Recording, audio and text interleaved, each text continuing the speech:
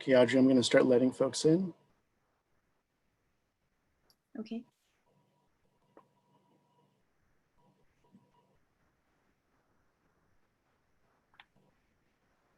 Let me just wait for Karen to get back to me just to confirm.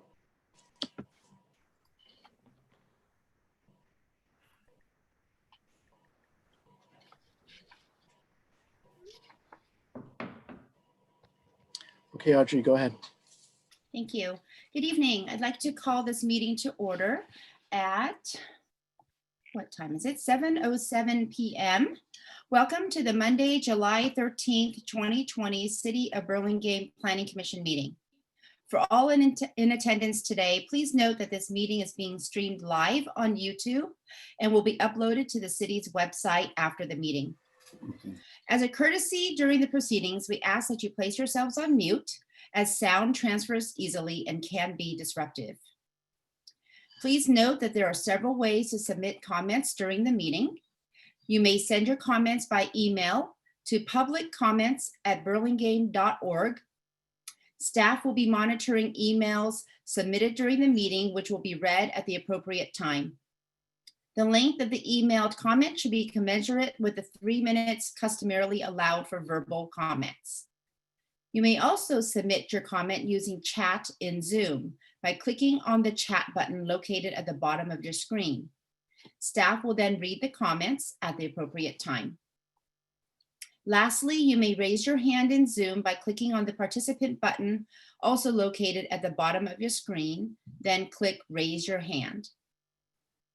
Members of the public who are participating in the Zoom meeting by phone can dial *9 to raise a hand. And as you can see from our slide here, there's a summary of your options for commenting during this meeting. So we're going to move to agenda item number 2, roll call. The record should note that 6 members of the commissioners are present this evening, and note that Commissioner Gall is absent. Agenda item number 3, approval of minutes. We have meeting minutes to review and approve from the June 8th and the June 22nd regular Planning Commission meetings. Are there any comments, changes, or discussions on either of those meeting minutes?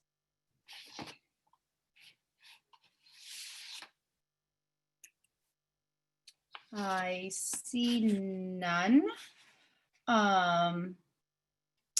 So I move that we pass the minutes as amended. There were some corrections to the minutes and they've been amended. May I have a second, please? Second. All right, I have a motion by Commissioner Say, myself, and seconded by Commissioner Terrones. Discussion on the motion for approval of the June 8th and June 22nd minutes. Seeing no discussion points, I would like to take a roll call vote. Commissioner Camarado. Aye. Commissioner Loftus. Aye. Commissioner Sargent. Aye. Commissioner Schmidt. Aye. Commissioner Terrones. Aye. And Chair Say. Aye. So the motion passes 6-0-0-1. Moving on to agenda item number 4, approval of agenda. Are there any changes to the agenda? No changes to the agenda. Thank you. Do we have any recusals this evening? I'll be recusing from item 9, B, 100 Costa Rica, since I live within 500 feet of the property. Thank you. Any other recusals? All right. Moving on to agenda item number 5, public comments for non-agenda items. Members of the public may speak about any item not on the agenda. Members of the public wishing to suggest an item for a future Planning Commission agenda item may do so during the public comment period. The Ralph Brown Act, which is the state local agency open meeting law, prohibits the Planning Commission from acting on any matter that is not on the agenda. Speakers are limited to 3 minutes each. A timer will sound at the end of that time. and I may adjust the time limit in light of the number of anticipated speakers. Please speak clearly into your microphone. Do we have any members of the public who wish to speak on any item that is not on our agenda?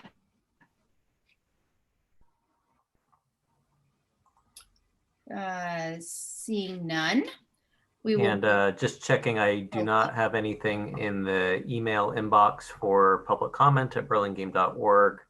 And as you've seen also, yeah, there's nobody in chat. Thank you. So we will move on to agenda item number 6, study items. There are no study items this evening. And then for agenda item number 7, the consent calendar as well. We have no consent calendar items for this evening. So now we move on to agenda item number 8A for regular action, 1536 Howard Avenue. Were any commissioners not able to visit the project site, or do any commissioners wish to note any ex parte communications regarding this project?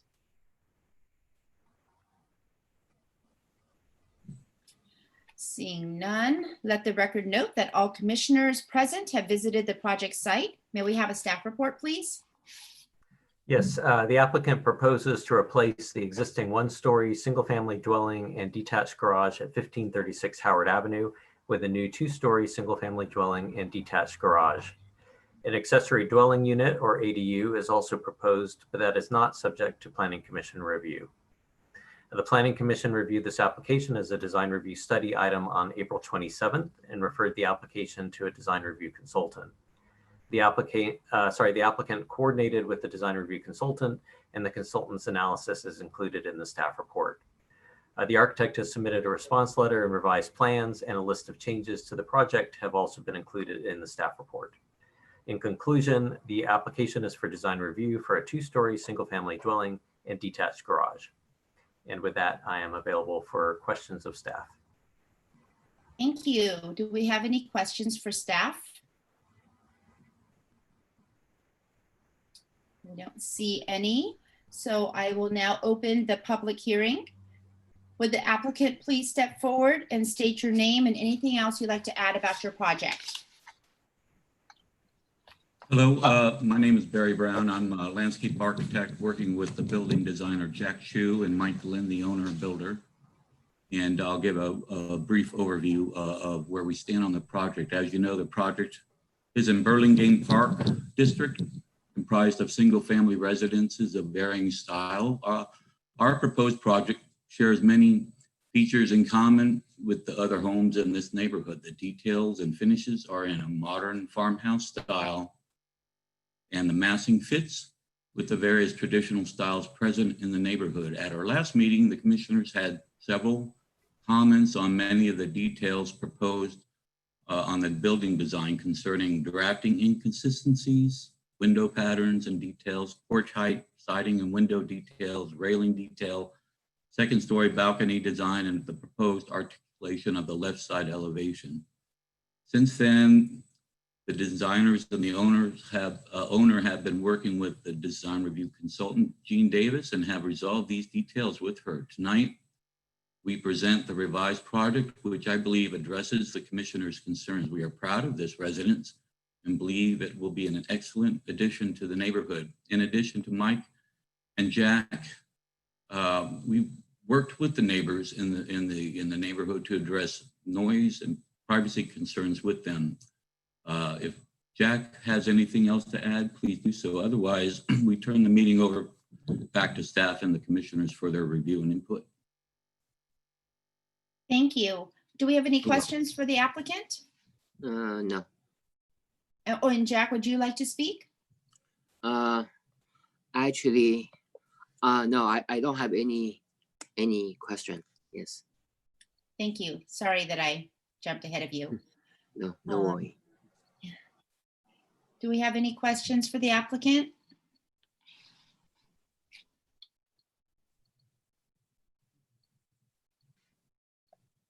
I have a couple of quick questions. Do you have an updated rendering to share with us? No, we eliminated the rendering from the design package.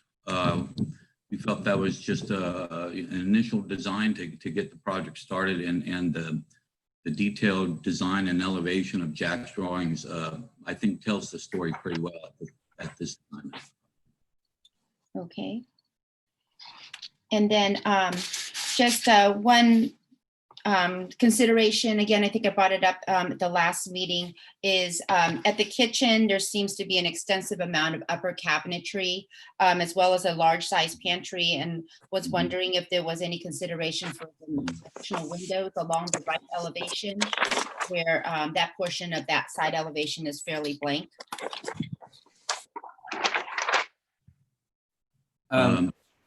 I Go can ahead. answer that if I may.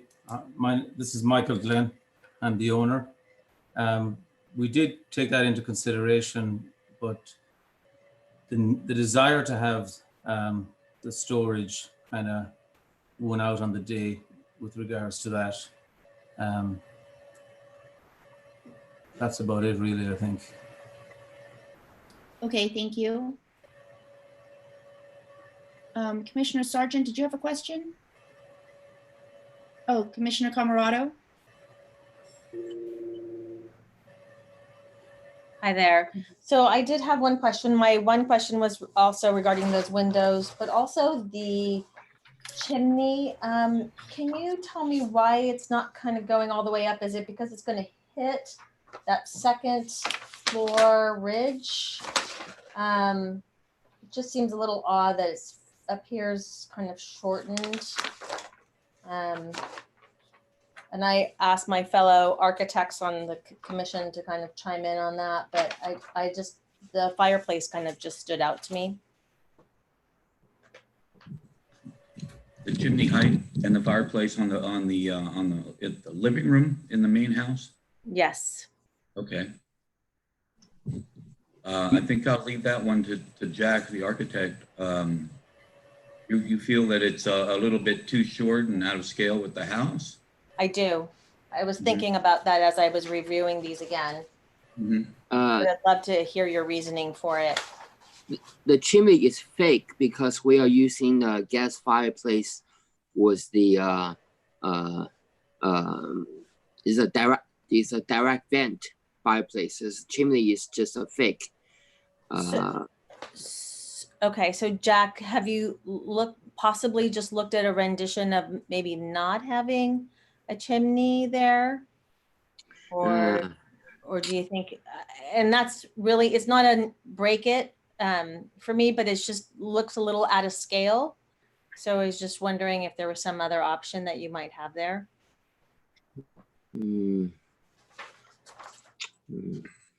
Actually, it's proportion. Yeah, we can raise up this. I don't know. Yeah, I don't know either. So that's why let's wait to see how the rest of the conversations, if any of my fellow commissioners. Can I have a little bit of input? You know, the chimney is with the attached to the living room, which is a one-story portion of the house. So I think Jack is a little concerned of pushing the height of the chimney up to the eaves or past the eaves of the second story will actually make it look a bit out of place or yes, maybe overkill. So I mean, it's sort of a delicate balance there, isn't there? Right. Well, that's why I was asking, but that was one of my thoughts. And my other comment was also, as Commissioner Say mentioned, were the windows by the kitchen. That wall just appears so blank there. Not sure if you could put maybe something smaller up at the top, maybe let some natural light into the kitchen as well. Still not losing a lot of the cabinet space. Just a thought. okay. Thank you. Well, on that side of the building, he's got cabinetry, the full length of the wall. Break the cabinetry and for a window might be a little bit awkward on the interior side of things. So I don't know, Jack, maybe you have additional input on that?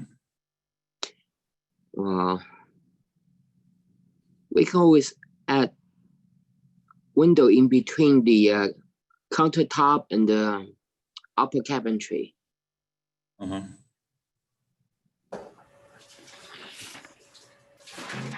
Okay, thank you. I think we've provided some feedback on that element there, maybe for you to consider a little bit further.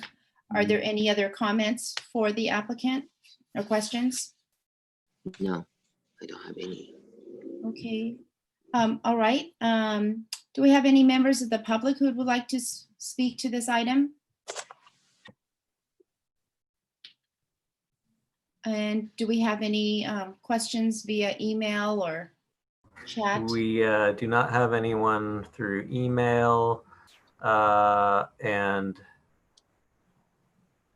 let's see, there is a comment in the chat with a question, did we look into the window alignment?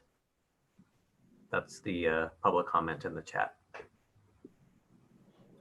Yes, Mike Glenn, the owner, and Jack, I think Mike went there and he discussed the concerns with the owner regarding privacy. And I believe they are happy with how Mike has responded to their concerns.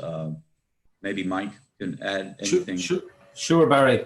So maybe a month ago, I printed out a full set of drawings and I dropped them to Earl, who lives to my left. And I asked him I gave him my email and my phone. And I had said to him if he had any concerns regarding any window alignments to let me know. And so I didn't hear anything back from him. I figured he'd let me know if he had an issue. He had my phone and my email. But if there is one, if something needed to be obscured, I'm open to that.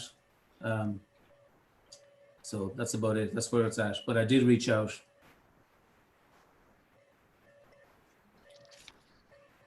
Okay, looks like there was some clarification. So not with 1540. Is that to your right? No, that's to my left, I believe. Okay. So yes, I did. So I'm not sure who said if they don't remember, but I printed it and I wrote the phone number and the email on the plans, and I pointed it out to Earl to call me if he had any issue with an alignment or a screening of a window. And then I forwarded what I had done to Michelle at City Hall to just keep her updated, and to Jen, the design consultant, to keep her in the loop as well. Okay, I'm not sure which neighbor is speaking. There's Audrey Gustafson. Yes, she's to the left. So Okay. I gave the plans to her husband, and as I said, my phone number and email was on it. But if something was lost in translation there, I got no problem with addressing any particular window that may be an issue. Okay, thank you. I think we should add that to the comments so that you can address that directly with your neighbor. Do we have any? Maybe she needs to have a chat with Earl and say, where are the drawings? Okay. Are there any other comments from the public? Questions? I believe I don't see anything else, so we will now close the public hearing. Commissioners, any comments? Commissioner Loftus? Yeah, I think that the consultation with the design consultant has led to significant improvements on this project. I think there's a lot of good things going on here. The legibility of the architecture is much better than it was. It's clear, you know, that where there's board and batten and where there's clapboard, and there were just lots of confusing things, I think, in the last iteration. So, and my reading of the chimney was the same as the one offered by the designer, which is it's attached to a one-story piece of the building. You'd either have to make it much more massive to attach it to the second floor as well, or you'd have to push the second floor out to grab that thing. It would look very strange to have a long skinny chimney Yeah. extending up too far over the one-story element, I think. So I'm in favor of the project. I think we should move forward because I think they've done what we needed them to do. Thank you. Commissioner Torrones? Yeah, I agree with Commissioner Loftus. I had the same response in terms of the chimney. In order to make it, quote, legal, it would have to, or look legal, it'd have to be, 2 feet above the upper roof, or at least 2 feet above anything within 10 feet. So I interpret it as an old style, one-story chimney over that element of the architecture. In regards to the windows, I have to go back to, sort of what we're seeing in this day and age with the open plan kitchens and the great room concept of kitchen to family room. You eliminate a lot of walls where you could put cabinetry in. So it's, I can't wholly fault the designer on the project because it's a lot of what's being done today, and what it leads to is walls that don't have a lot of windows because you've got to get your cabinetry somewhere. What I look at specifically on that right side is, that blank wall is down on the first floor. It's up against the fence. I look at in summary for the whole project, as Commissioner Loftus says, it's come a long way and benefited greatly by the design review process, and I think it's approvable at this point. Commissioner Schmidt? Yeah, a lot of the same comments. I think they've done what we've asked. I think it's a lot clearer than it was last time, so I'm in favor. I think, same thing with the chimney. I think the kitchen window idea along the driveway there, I understand exactly why those cabinets are there and everything. Maybe it's just an opportunity for them, with some landscaping to make that a little more attractive for themselves. But I don't think that's something that I feel like we should be dictating. I think it's just an opportunity. So I'm in favor. Commissioner Sargent? Yeah, I would agree. I'm going to move we approve the project. But before I do, the only question I had was the issues raised again by the neighbor. I don't feel like they've been resolved. So I don't want to hold the project up, but I'd also like to see something come back from the applicant that they've addressed this, or at least made another attempt to. So I move we approve the project and that the applicant come back with an FYI saying they've made a good faith attempt to address the window placement. So, and I'd say good faith because it's still, based on the chat we got, it's still unclear to me which neighbor exactly it is and whether they've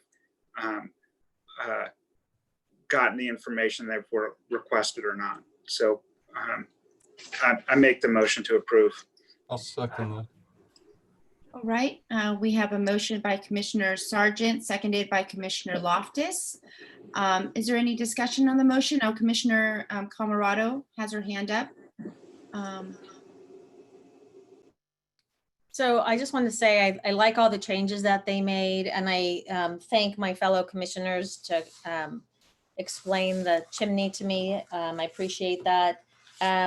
And I'm not opposed to the not having windows on that side.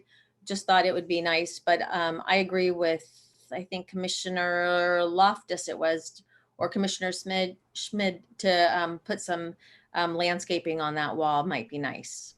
So I'm in agreement. I would approve the project. All right, any other discussion on the motion, or we can go to our roll call vote?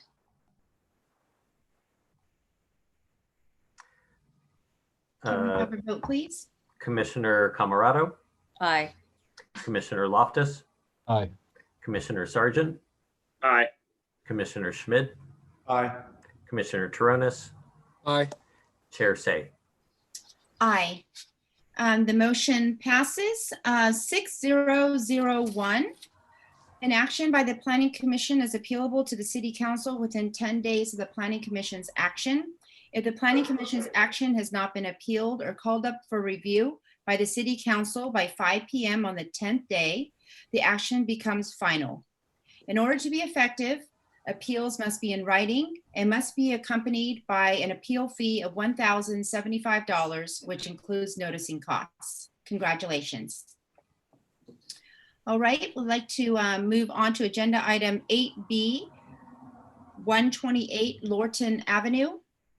Were any commissioners not able to visit the project site, or do any commissioners wish to note any ex parte communications regarding this project? Madam Chair, I did have an opportunity to meet with the architect and the developer a while back, just to get a preview of what they were preparing that we're reviewing this evening. Thank you. Commissioner Camerado? I had a conversation with the property owner, Tom Cady, last week. And I too had a brief phone conversation with Tom Cady as well. All right. If there's nobody else, let the record note that all commissioners present have visited the project site. Can we hear the staff report, please? Yes, the applicant is proposing construction of a new 5-story, 19-unit residential condominium building with an enclosed at-grade parking garage at 128 Lorton Avenue, zoned R4 within the R4 Incentive District subarea. The project would include 2 affordable units designated for moderate income households, representing 10% of the units. As such, it qualifies for a density bonus under state density bonus law, which provides for concessions to allow for the increased density, as well as allowing the applicant to request additional waivers to facilitate the increased density. The applicant has provided a letter dated April 2nd, 2020, which identifies the concession, in this instance, reduced parking ratio, as well as explanations and justifications for each waiver being requested. The Planning Commission reviewed this application as a design review study item on October 15th of last year. The applicant submitted revised plans, and there is a letter of explanation from the architect dated July 7th, which provides responses to items raised in the study meeting. In terms of environmental review, it was determined that the project qualifies for what's called a Class 32 infill exemption. The documentation for that determination was prepared by ICF under the city's direction and is included with the staff report. Last note is there were 2 received after communications. Those were forwarded to the commission when they were received last week. And that concludes the staff overview of the presentation, or sorry, of the application. The applicant has a presentation also prepared and is available for questions, but first I'm available for questions of staff.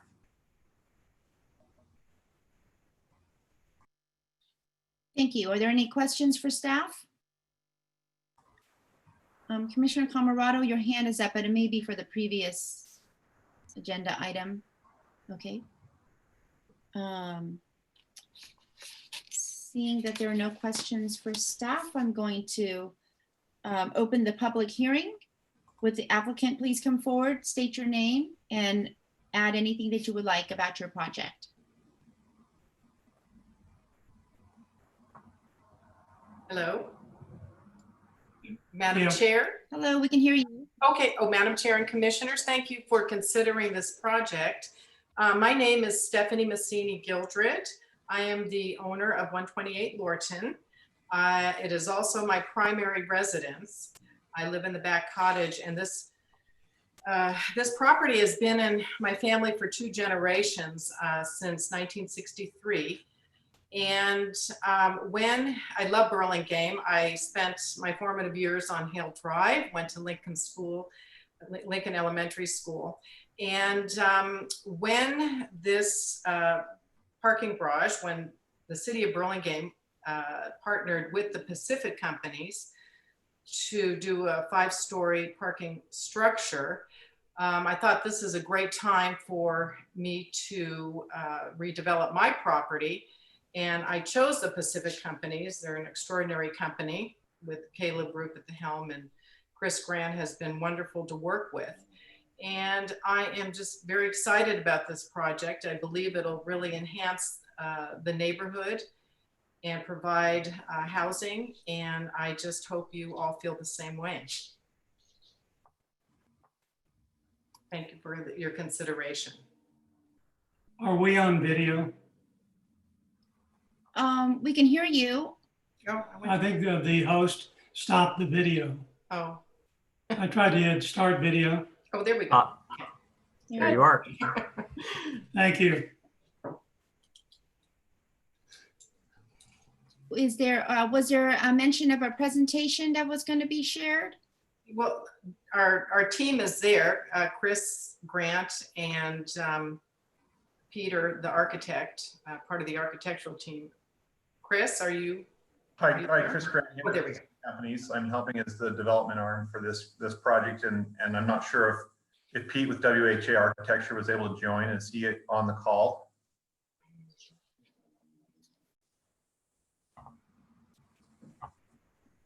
Okay, it sounds like he's not. Barring his joining us at the last minute, I'm happy to walk us through some of the changes we've made and review the project with you in that light.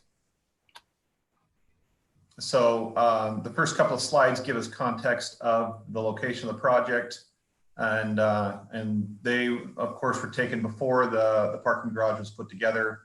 This is the incentive district, R4 incentive, and so you can see it there highlighted in green. Go ahead and advance the next slide.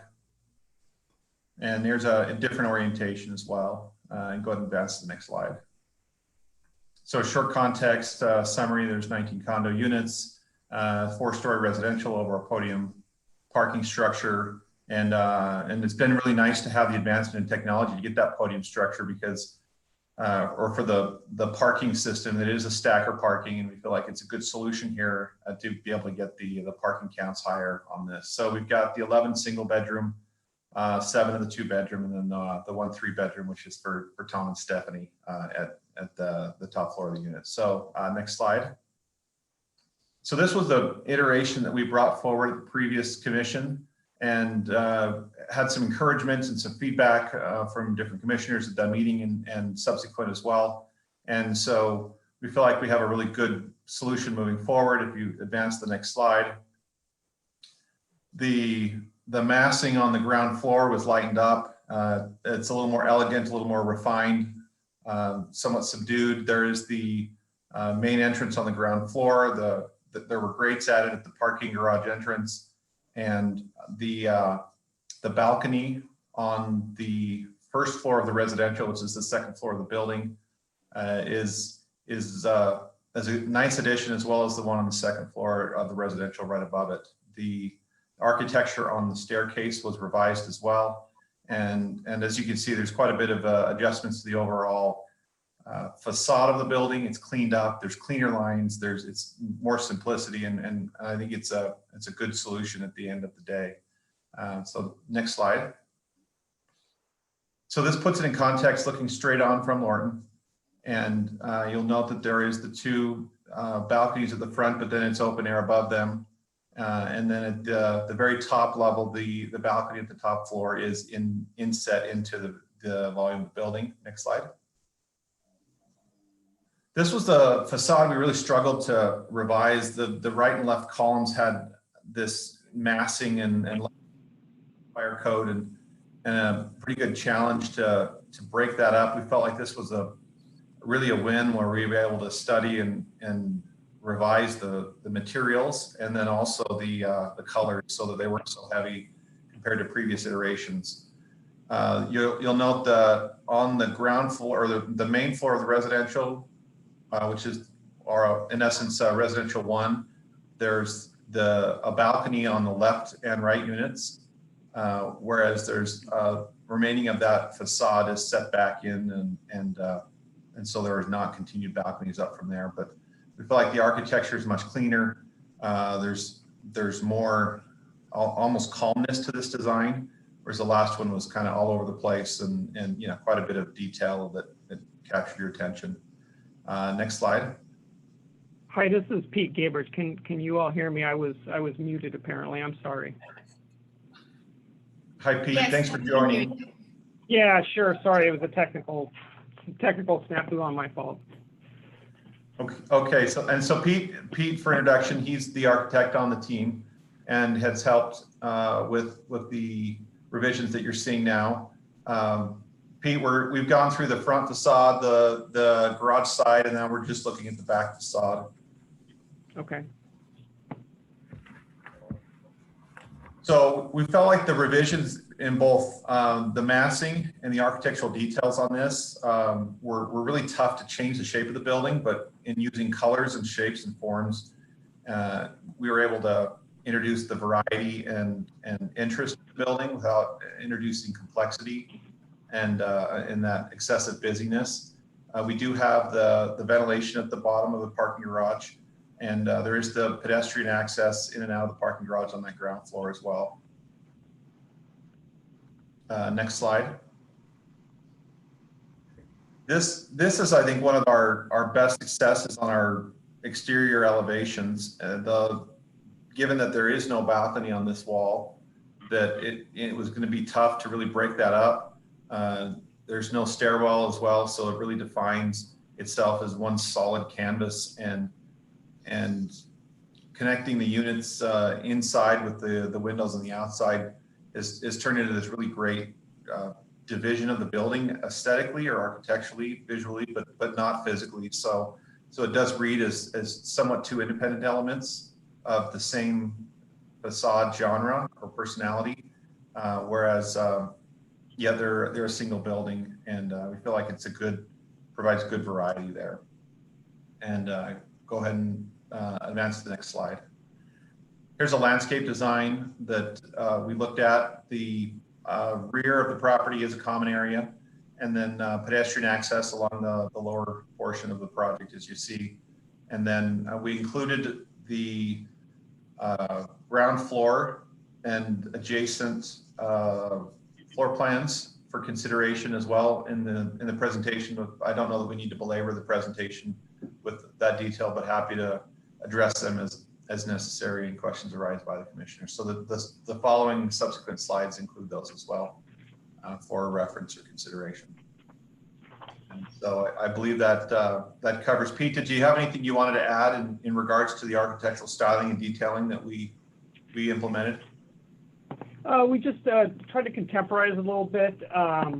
Really kind of what we were looking to do is add some color, add some visual interest, using the materials to kind of break up some of the geometry, and but allowing it still to be kind of cohesive. So principally, we're looking at exterior cement plaster with a 2030, which is a fine sand finish. It's definitely an upgrade. Stone veneer, which ties some of these elements together massing wise, and then also what we want to do is we want to incorporate in the entry to give it some visual definition is some reclaimed wood. It's a nice, it's a good looking material. It's got some depth and some color to it, and that would kind of set that entrance off and really kind of highlight it. So yeah, not much more else to say. I think, Chris, you covered it quite well. We're happy with the project. We're happy with the design, and yeah, that's about it.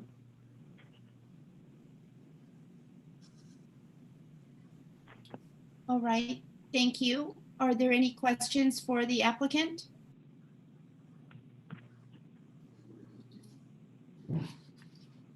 Commissioner Loftus? Yeah, thanks for the presentation. I'd like to just get clear on a few things. You're not proposing that you're installing blue glass. This is a conceptual rendering of glass, right?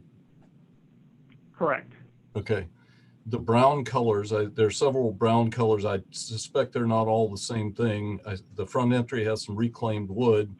The louvers to the parking garage are almost undoubtedly steel, and you're suggesting they're painted a dark brown, somehow reminding us of wood. Is that right? Not necessarily of wood, but trying to tie the color to the other brown portions of the building. They would be steel for longevity and durability, for sure. Yeah, and so the next question was about those other areas of the building. I presume that cement plaster is never called out as such. I guess we're left to assume that because the white is called out as cement plaster. I could not find any note that points to the brown spandrels or the top floor at the front. Is that cement plaster? It is. It's still it's going to be the 2030 sand. Okay. And so all of those things are the same color-ish? Is that what we're They are. We've got a couple of different colored bands, a little bit darker. That's probably what you were maybe picking up on. For some of the trim banding is a little bit darker, but the field's accent stucco colors are all, the intent is for them to all be the same. So they tie together. Okay, thanks. Commissioner Schmidt? Yeah, on the window systems, are they operable? What are, we received a submittal and I'm not sure that it really clarified much for me.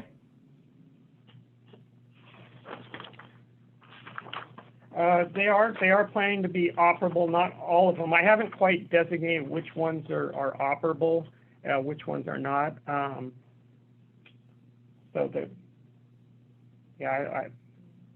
not. I don't think we've designated which ones exactly are operable. We do have some decks and obviously some doors, but I don't think we've designated those yet. Okay.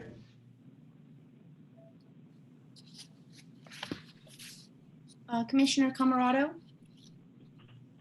Yeah, so my question was on the northwest side elevation, that pretty broad wall there.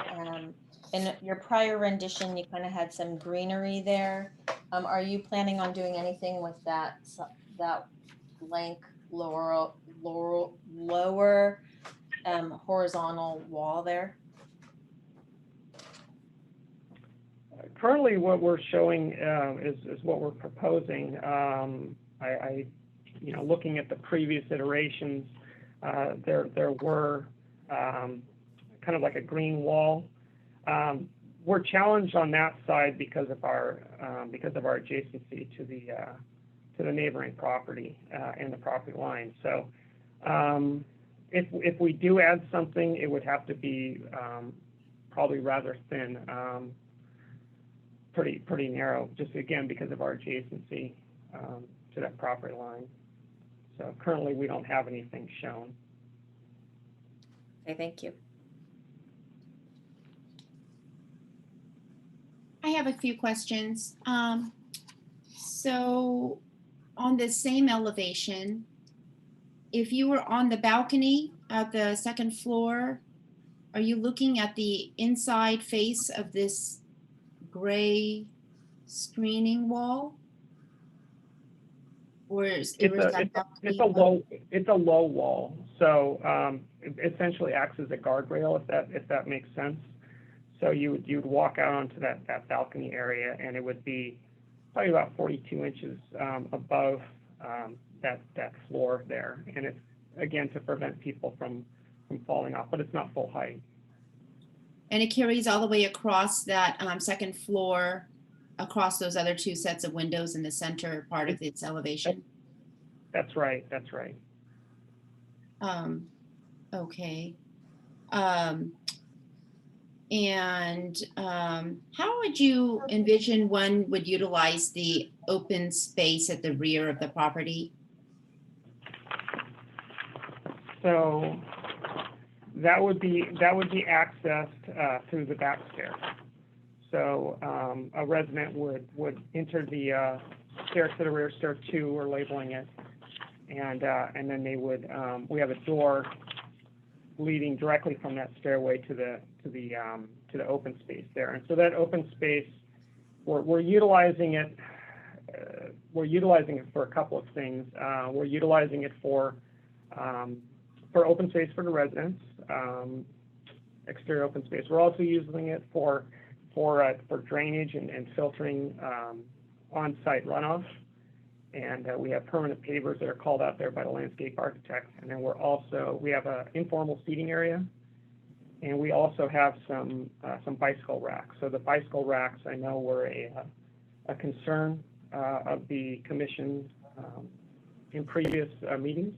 And so that is our one of our proposed locations for bicycle racks to address that concern. It would be in this rear outdoor space where the Correct. tables are? Yes, ma'am. Yeah. Okay. So on your right elevation, the garage ventilation protrudes proud of the face of the building. So the side setback there is 5 feet. Is that correct? I think you have a 5-foot setback. And it Correct. looks like these ventilation segments protrude out, what, 12 inches or so? How much are they cantilevering out proud of the building face?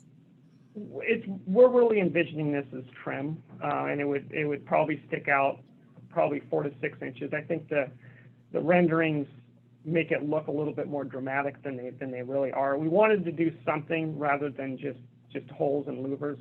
You know, we felt that we wanted to tie those elements a little bit to some of the elements we have on the upper floors.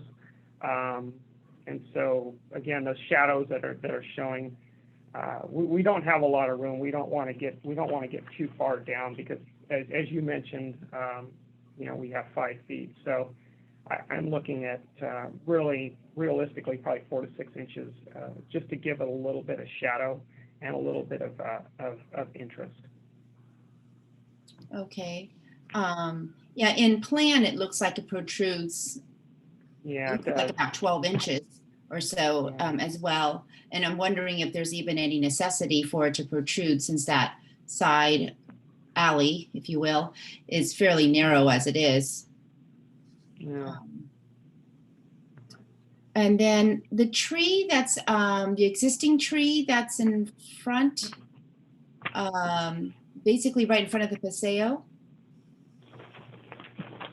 It's okay. On the front elevation. So that's a tree existing to remain? Let's see. I'm looking at the landscape drawings. We could look at the front elevation.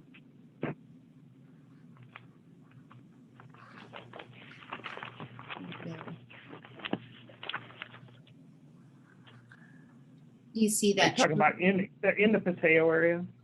Yeah, it seems to be at the front of the paseo. Yeah, it is an existing tree. Yes, it is. So I'm looking at the L1 sheet, and the landscape architect, Tom Phelps, has identified that tree under the plan notes A, and it's an existing tree to remain, Magnolia grandiflora. Okay, so I'm just wondering about pedestrian travel there. As one comes out of the paseo, one side is a driveway to the big parking garage. And then instead of being able to come straight out and crossing, well, there's no crosswalk there. I suppose you're not going to cross a street there. I was just thinking about pedestrian travel in and around that area. I mean, I appreciate that you're preserving the tree, but I'm wondering what it's doing to pedestrian travel and as well as the visibility of the paseo.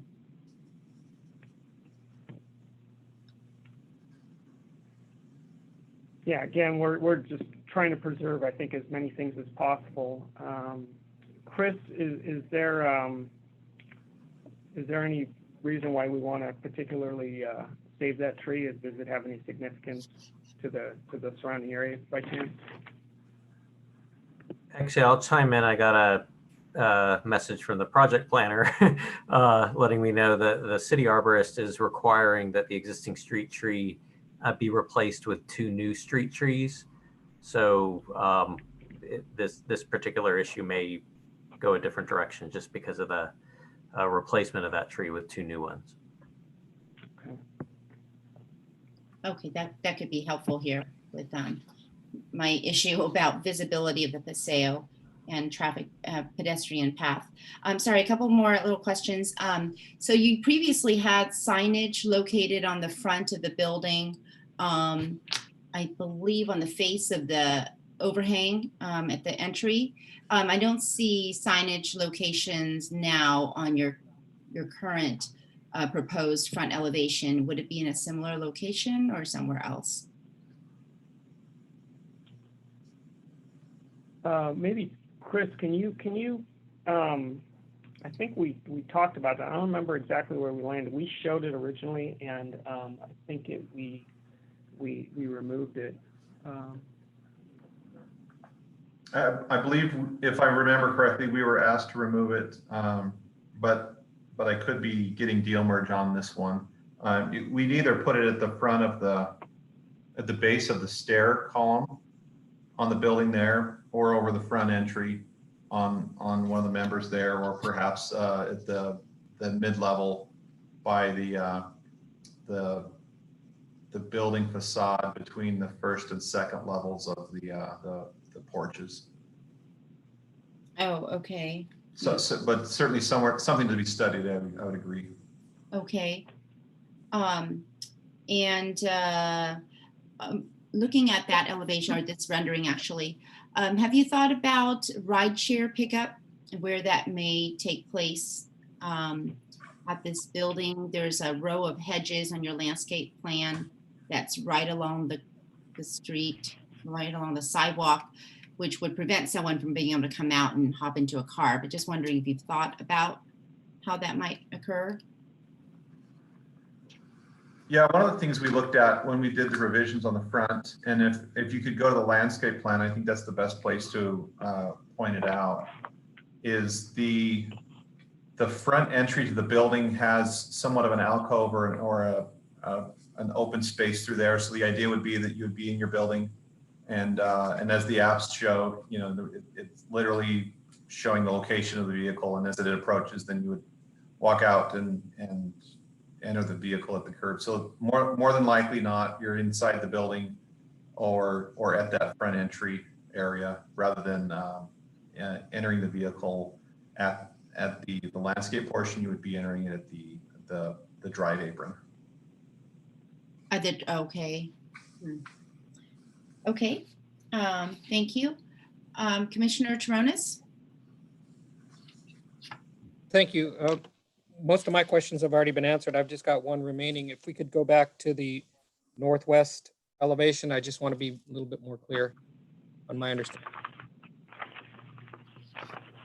So looking at that gray swath that's along the bottom, both correlating between this elevation and one of the 3D renderings, am I correct in understanding that gray along the bottom, that would be cement plaster? Is that correct?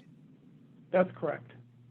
So would there be at least some control joints or something in that facade, or is that some other technique? Yeah. No, we would definitely do control joints. And the reason why is because we want to control the plaster cracking. If we do a large swath of plaster like that without control joints, then it would most likely crack. So we could break that up, you know, with control joints. Okay. Give it a little bit more. And then what is meant by your keynote number 6 on that same elevation in the drawing package? Calls for plaster trim with 2030 sand finish. What is the trim? That trim then that's along that guardrail top? It would be. It would just basically be a. We could either frame it or we could use. Well, we would probably most likely frame it, but it was just a stucco trim to allow us to do a little bit of change of color and get a little bit of shadow line. We have a couple of different pieces of trim and cornice. The trim there would be the same as the field. We do have a couple of areas where we've identified smooth plaster. So that'd be smooth trowel. So that's really kind of the intent there. Okay, and then just so I understand the design intent, you've got the two bookends sort of at each end of this facade, the stairwells, the one on the far right where you can get a window in and that comes all the way to the ground, and then on the far left, that comes all the way to the ground. But then I assume that you're intentionally with the area that is the trash enclosure and the elevator, which is the sort of the large white rectangle, that doesn't come all the way down. You're interrupting that with this sort of gray wall or the guardrail wall, and that's intent? That's intention. Yes. All right, thank you.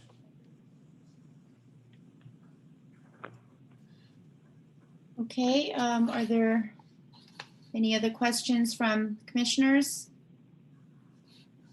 Looks like not, so I will going to ask if there are any public questions, comments. Would like to speak on this item? Is there anything in the emails? So we do not have anything in the emails for this item. And then also I did just turn the chat on. We're turning the chat on just during the public hearing portion and then turning it back off when we get back to the commission deliberations. So if somebody did try to chat, we had it off until just now. But that said, it is on, and I do not see any public comments coming through chat. Okay, thank you. So with that, I'm going to close the public hearing. Commissioners, comments?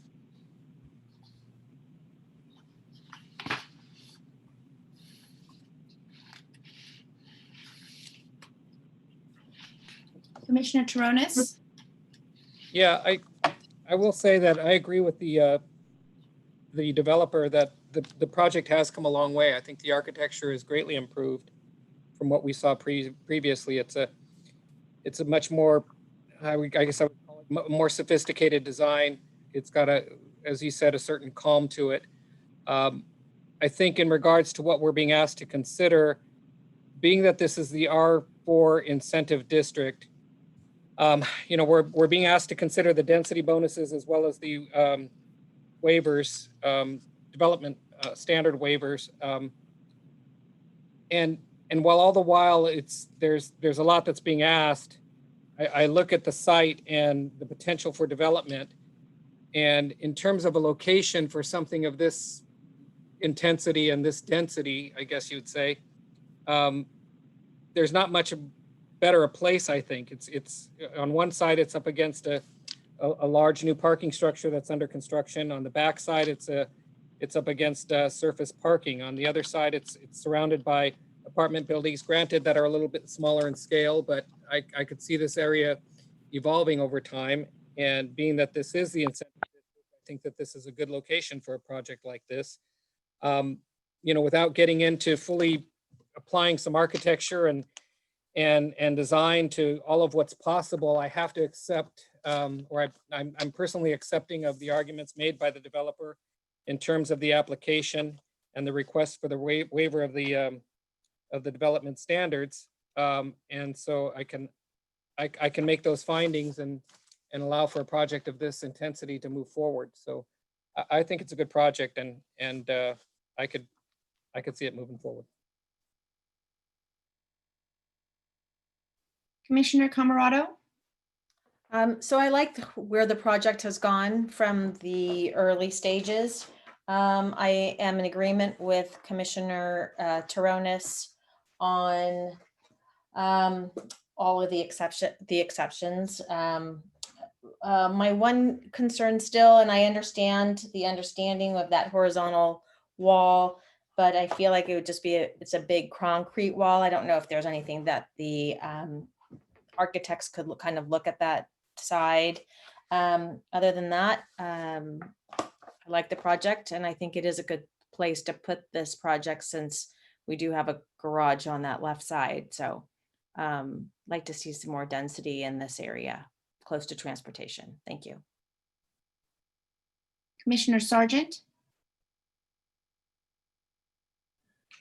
Yeah, I would agree. I think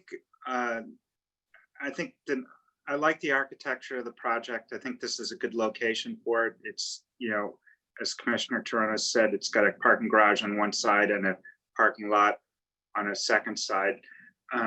And I think when we looked at this the last time, there was some concern about how the the number of waivers and concessions they were asking for. And I think I think the applicants made a good case there, basically, that if they weren't to get the waivers, they'd lose 1 unit per floor, which basically is 4 units. So in effect, we're getting 2 below market rate units for 2 additional at market rate units. And I think when you look at it in that context, that's something that's supportable for me. So that's all I had. Commissioner Loftus? I generally agree with everything I've heard. I do have some concerns, though. My concerns are about the architecture, and I have to admit it might be in part the sort of cartoony nature of the presentation, the drawings themselves. You know, I'm having a little bit of trouble getting past the blue windows and the brown stucco, and this project, you know, my sense is that could be quite a nice project. And then, but I have this nagging suspicion that depending on how this is rendered into architecture, it could end up being a really cheap looking project, and that concerns me. I worry, for example, that the stone veneer, if it's sort of the Home Depot glue-on stone veneer, that's going to look really cheap.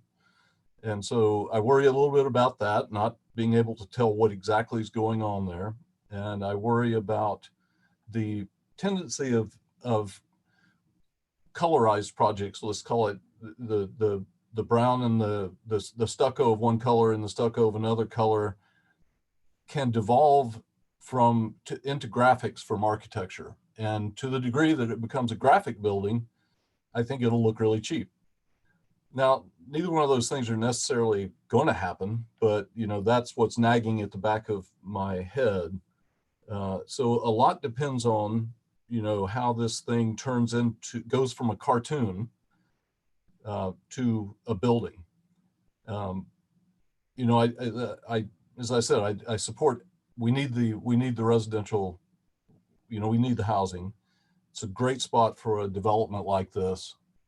And I'm hoping that it will turn into a really good building, but I have the nagging concern that it won't. And I will all regret that if it doesn't. So I'm not sure what to do with that. I'd like to see more, something more compelling, more convincing. It's really hard to not be in the same room and not see a mock-up, you know, of the stone and the stucco, and understand exactly how this gets translated into building from drawing. But you know, I'm in support of the project beyond those nagging concerns. Commissioner Camerado? One question I have, and Commissioner Loftus brought it up, was the windows, and I'd like that to come back. I don't know if we can ask the developer to come back as an FYI, just to understand where, or I think Commissioner Schmidt said it, but just understanding where those windows are, which ones will be operable, which ones won't be operable, and how they kind of play out, because I don't think we have a clear idea of that. Commissioner Schmidt? Yeah, just building upon that, the windows do, it's an issue for me in that, you know, in the rendering, they kind of look somewhat commercial rather than residential. And that's just, you know, it's a rendering technique, I get it. Being able to see a little bit more of what that submission is going to look like and how they're going to operate so that they do have a good residential feel for the people, I think is a good thing.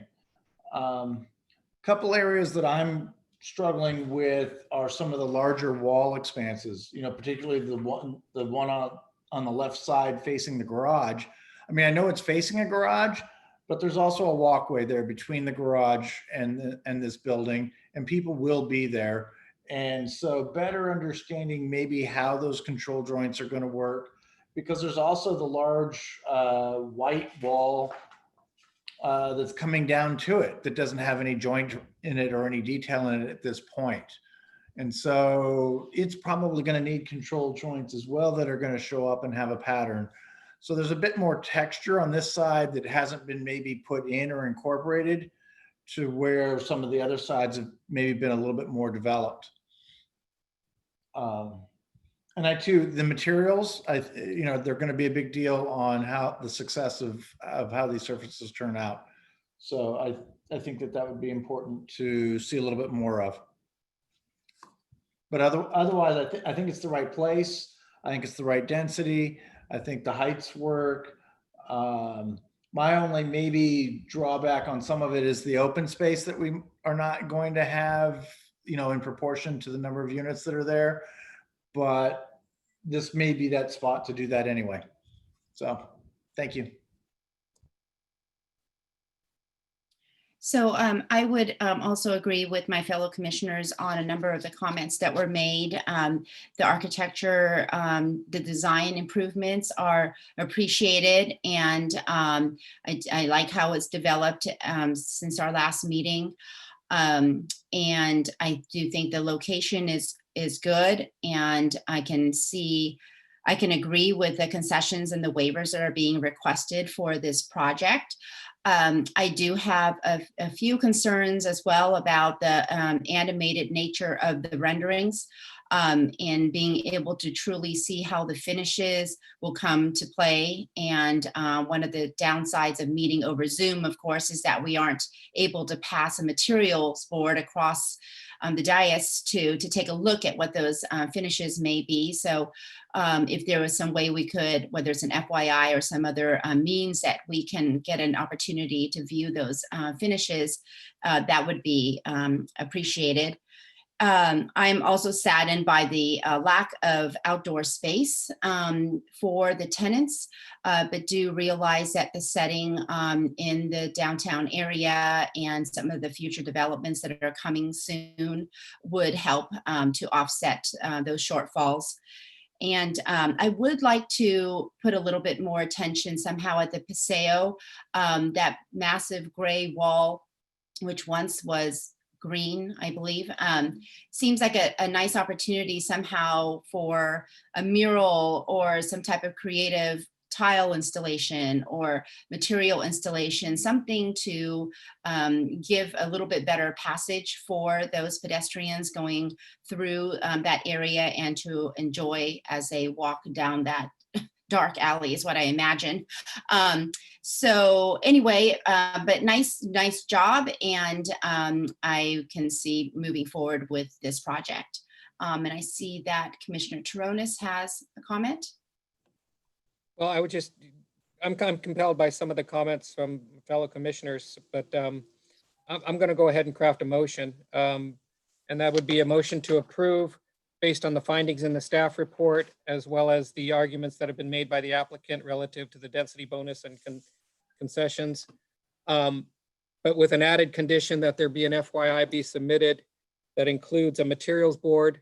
I don't think that we can just abdicate that responsibility and that need for that review just because we're in our current situation. We'll have to find some way to, as commissioners, to view that, but that there be a materials board submitted, as well as clearer definition on the windows and some articulation on that, I guess it's the northwest.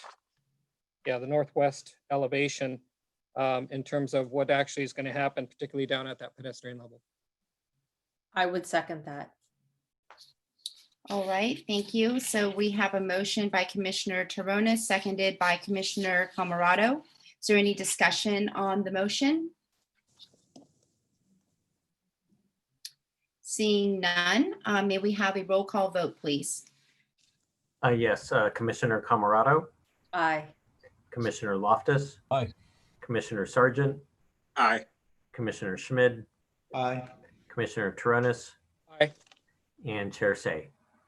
Aye. The motion passes 6-0-0-1. An action by the Planning Commission is appealable to the City Council within 10 days of the Planning Commission's action. If the Planning Commission's action has not been appealed or called up for review by the City Council by 5 p.m. on the 10th day, the action becomes final.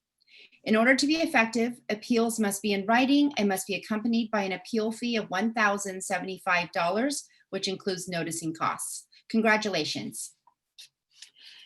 All right, so now we move on to agenda, we're moving on to design review study items, agenda item 9A, 912 Park Avenue, Park Road. Actually, Park Avenue. Okay, sorry, Park Avenue. We do have a Park Avenue as well. It is 912 Park Avenue, is that correct? Yep. Oh, I'm sorry. Yeah. So our slide is incorrect, but it is Okay. Park Avenue. Yes. Great. Were any commissioners not able to visit the project site, or do any commissioners wish to note any ex parte communications regarding this project? Seeing none, let the record note that all commissioners present have visited the project site. May we please have a staff report? Yes, the applicant is proposing to reconstruct the rear portion of the house at 912 Park Avenue with a new first floor addition and to add a second story, or a new second story. The existing detached garage provides one covered space and one uncovered space in the driveway, and the parking would be in compliance with the addition. The existing detached garage has accessory living space located directly behind the garage. The property owner will be filing a separate application to convert the accessory living space into a legal accessory dwelling unit, but that is not the subject to Planning Commission review. The proposed second story encroaches into the declining height envelope along the left side by 30 square feet, which requires approval of a special permit. So in summary, the applicant is requesting design review for a first and second story addition to an existing single family dwelling and a special permit for declining height envelope along the left side of the house. The applicant is available for questions, but first I'm available for questions of staff. Thank you. Are there any questions for staff? Seeing none, I'm going to open the public hearing. Can the applicant please step forward, state your name, and add any comments that you'd like regarding your project?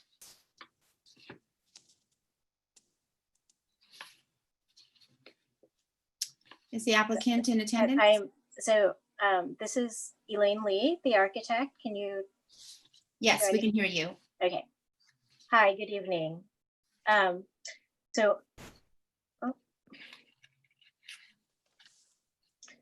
Oops, apologize for the background.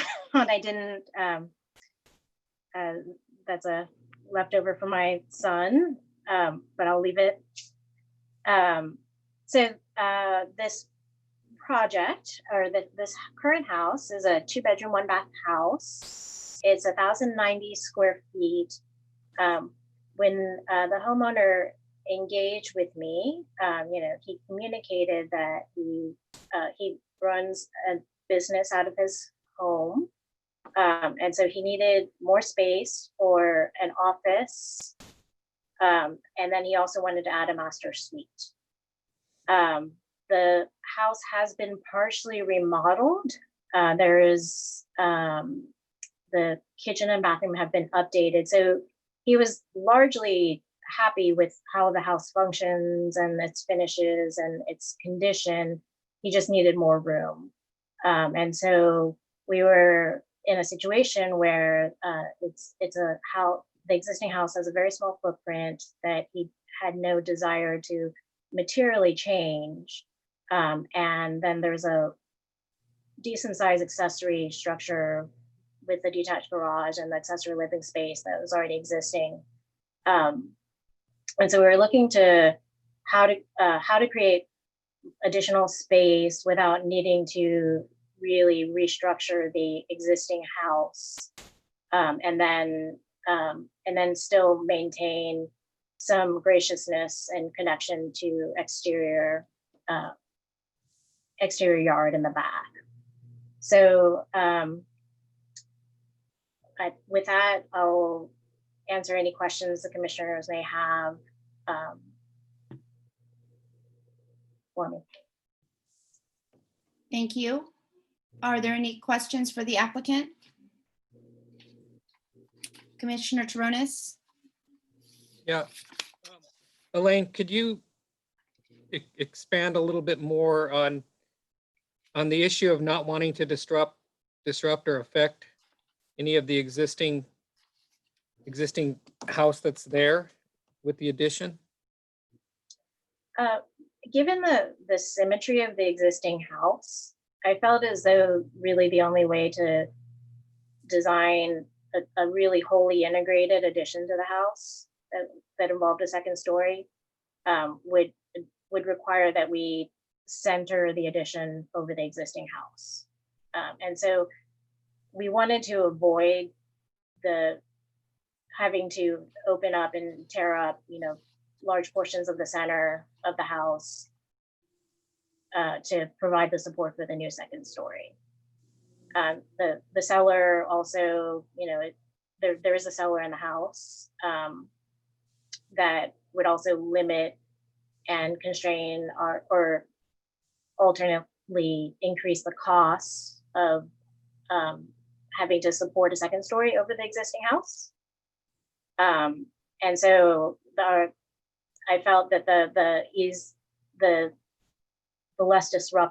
disruptive and most economic solution would be to hide an addition towards the rear that also at the same time wouldn't require that the bathroom and the kitchen in the house need to be touched. So, sorry. So if what you're saying is the only way to wholly integrate something would be to put an addition over the center portion of the house, do you think that what you're proposing integrates at all? Because, and I'm not just, understand, Elaine, I'm asking from the standpoint of the design review criteria. Sure, no, I understand. I think that in style that it integrates, I think in massing, as certainly viewed, from the sides of the property, it's not the ideal situation. We're trying to walk a fine line between, how do we do this without really peeling open lots of the existing house, and just the constraints of budget for this project, and the lack of desire to need to remodel most of the original part of the house were really large drivers in the solution. Okay, thank you.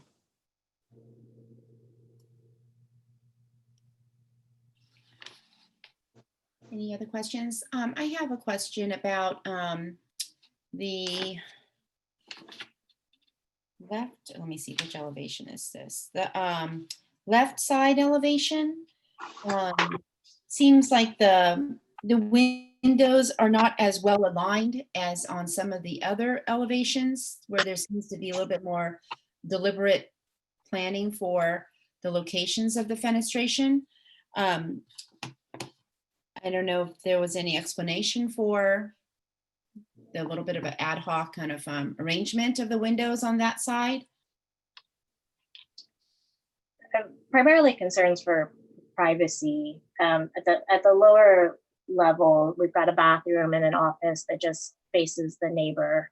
And so we were trying to set the windows higher so that the privacy for the neighbor and just views for the homeowner were a little bit more contained. On the second floor, they correspond to areas that made sense for us in plan. Okay. I also think furthermore, just the roof line creates a disruption in the planes of the massing of the building. There's a offset, and so I didn't feel as though that there was a similar alignment required on that facade. Okay, thank you. Commissioner Sargent? Yeah, I actually don't have a question. Sorry. Commissioner Camarado? So I do have one question, and actually is regarding the pear trees that I would just ask that you check with the arborist. I don't know if those are fruitless pear trees that are going to be replacing, but I did read something about that, if I'm not mistaken. And I Yeah. think replacement trees need to be fruitless, if I'm not mistaken. But I would check with the city arborist on that and the location. That actually came from a list from Okay. Bob Disco. Yeah. Okay, perfect. Thank you. Thanks for doing that. All right. Seeing that there are no more comments from commissioners, do we have any members of the public who would wish to speak on this item? We do not have an email, any emails from members of the public on this item, and I do not see any chats either. All right, thank you. With that, I will close the public hearing. Commissioners, are there any comments? Commissioner Taronis? Yeah.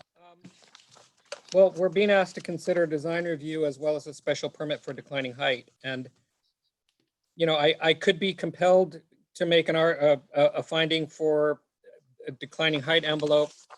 Perhaps if it were architecture that were a little bit more integrated and crafted into the architecture of the existing house. You know, we have to make findings in terms of the compatibility of the architectural style with that of the neighborhood.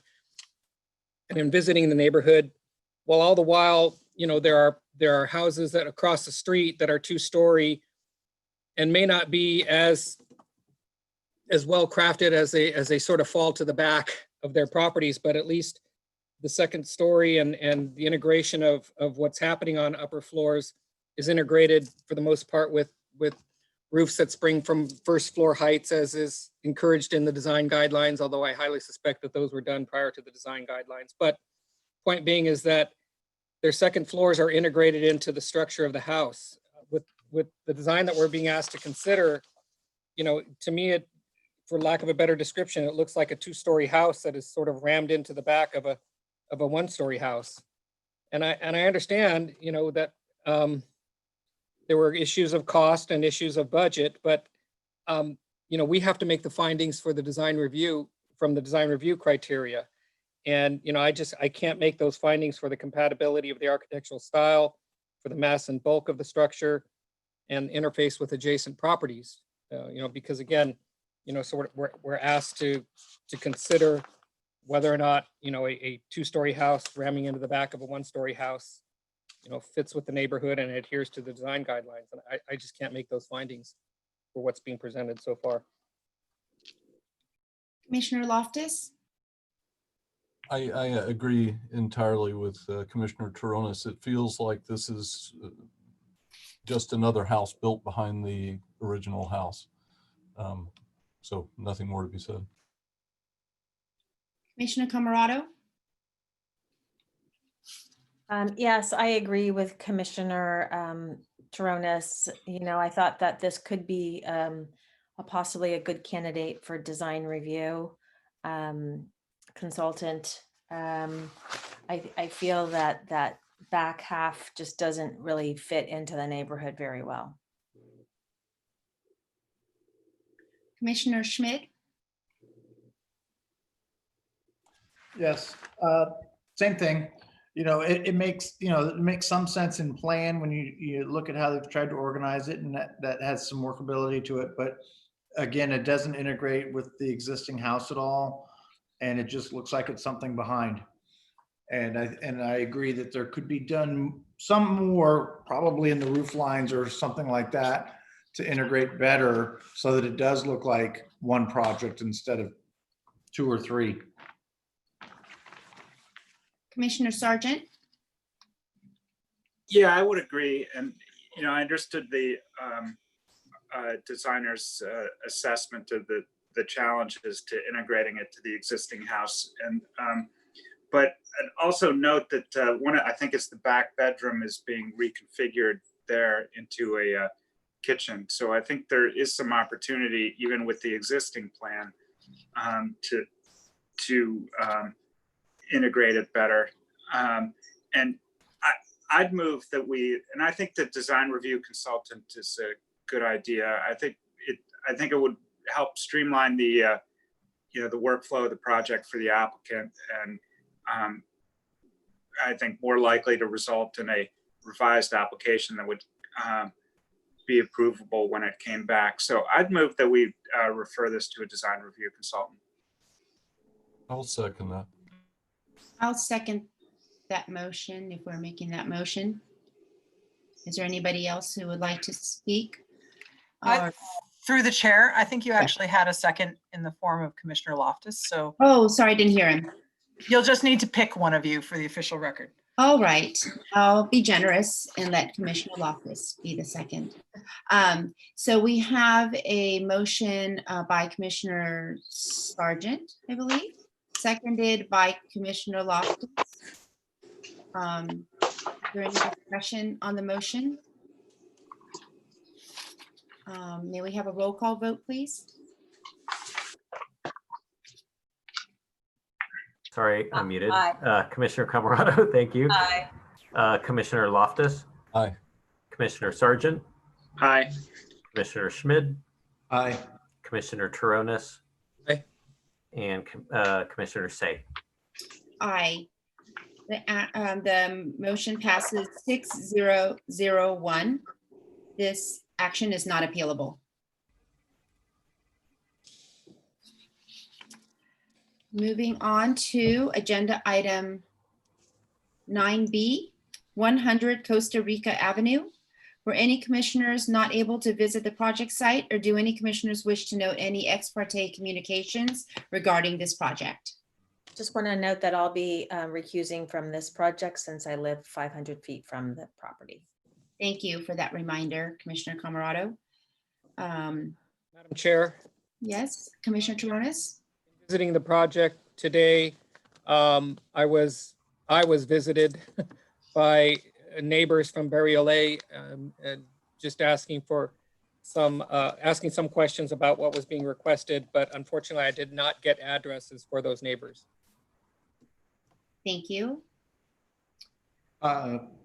Chair, I as well, while visiting the neighbor across the street of Costa Rica, but really facing onto Barriolet, we just had a brief hello, and she was just a little interested, but we didn't talk about anything substantial.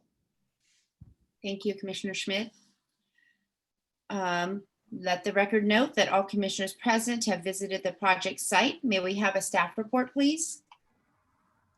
Yes, the subject property contains an existing split level house with an attached garage. The applicant is proposing to convert the existing attached garage into living area and a first floor addition at the front of the house. A second floor addition at the rear of the house is also proposed.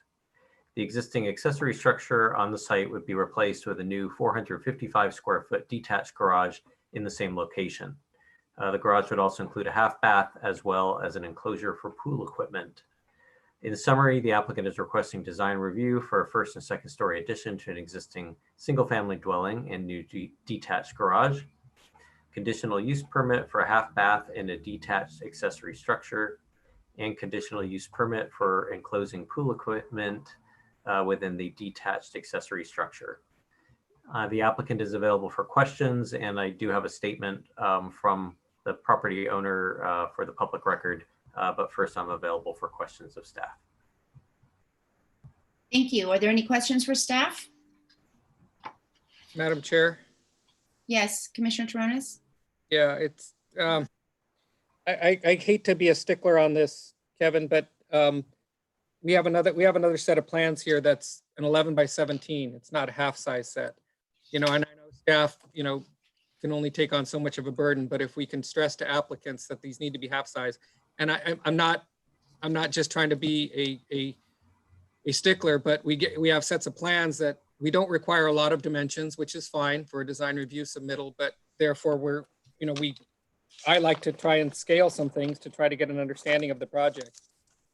So maybe that's as much a comment for the applicant, but need to get these as half size sets, please. Thank you. Understood. Thanks. Commissioner Schmidt? Yeah, I have a question with regards to maybe the utility pole that's on the corner of their property on the back corner. I don't know if this is a staff comment or one for them, but where the new proposed driveway is being slid to the back of the property, there's an existing utility pole with then a tension support, which extends about 8 feet from the pole, which therefore I would be driving right through to get into my garage. I don't know if that's something, how that will be addressed as an issue of constructability. I think we could ask the applicant that when we get to the questions for the applicant. Yeah, it's a good point, because the driveway itself is not changing, but then there would be a new garage in the back, and so we can take a note of that and follow up. Great, thank you. All right, seeing that there are no other questions of staff, I'm going to open the public hearing. Would the applicant please come forward, state your name, and add any comments that you would like about your project? So I do have, through public comment, a statement from the applicant, which has been requested to be read, so I can do that now. And it is signed by Christy Ferrer-Crouch. Hello, commissioners. Thank you for taking the time to review my plans and vision for 100 Costa Rica Avenue. I grew up in San Mateo Park, right around the corner from my current house. My husband and I rented our first house on Grove Avenue, purchased our first home on Cappuccino Avenue, and moved to 100 Costa Rica in 2003. Our kids were small then, and they enjoyed growing up on Costa Rica, so close to their grandparents in Burlingame Avenue. My husband passed away from cancer in 2014, and with my 3 kids now all away at college and graduate school, it is the right time to improve the quality and functionality of the house as I move into the next phase of my life. I'm committed to the neighborhood and to building a home that fits the style of the beautiful Burlingame homes I grew up around. We are so fortunate to live in Burlingame, and I'm looking forward to building an enjoyable family home, just like my parents' home was for 35 years. Best, Christy Ferrer-Crouch. Thank you. And do we have a representative for the applicant here this evening? I think Rella Gleason is on. Yes, and we're trying to get the onto video the screen. I think you need to have permission to do that. Yeah, I think we were taken off video.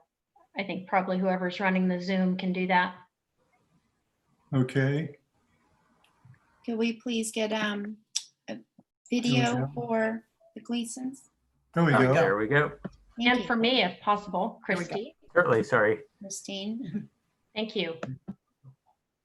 I'm Rella Gleason. I'm the designer on this project, and we're really excited to be here tonight because it means that we're taking the next step after having gone through preliminary design review and having made all the corrections that you had requested of us.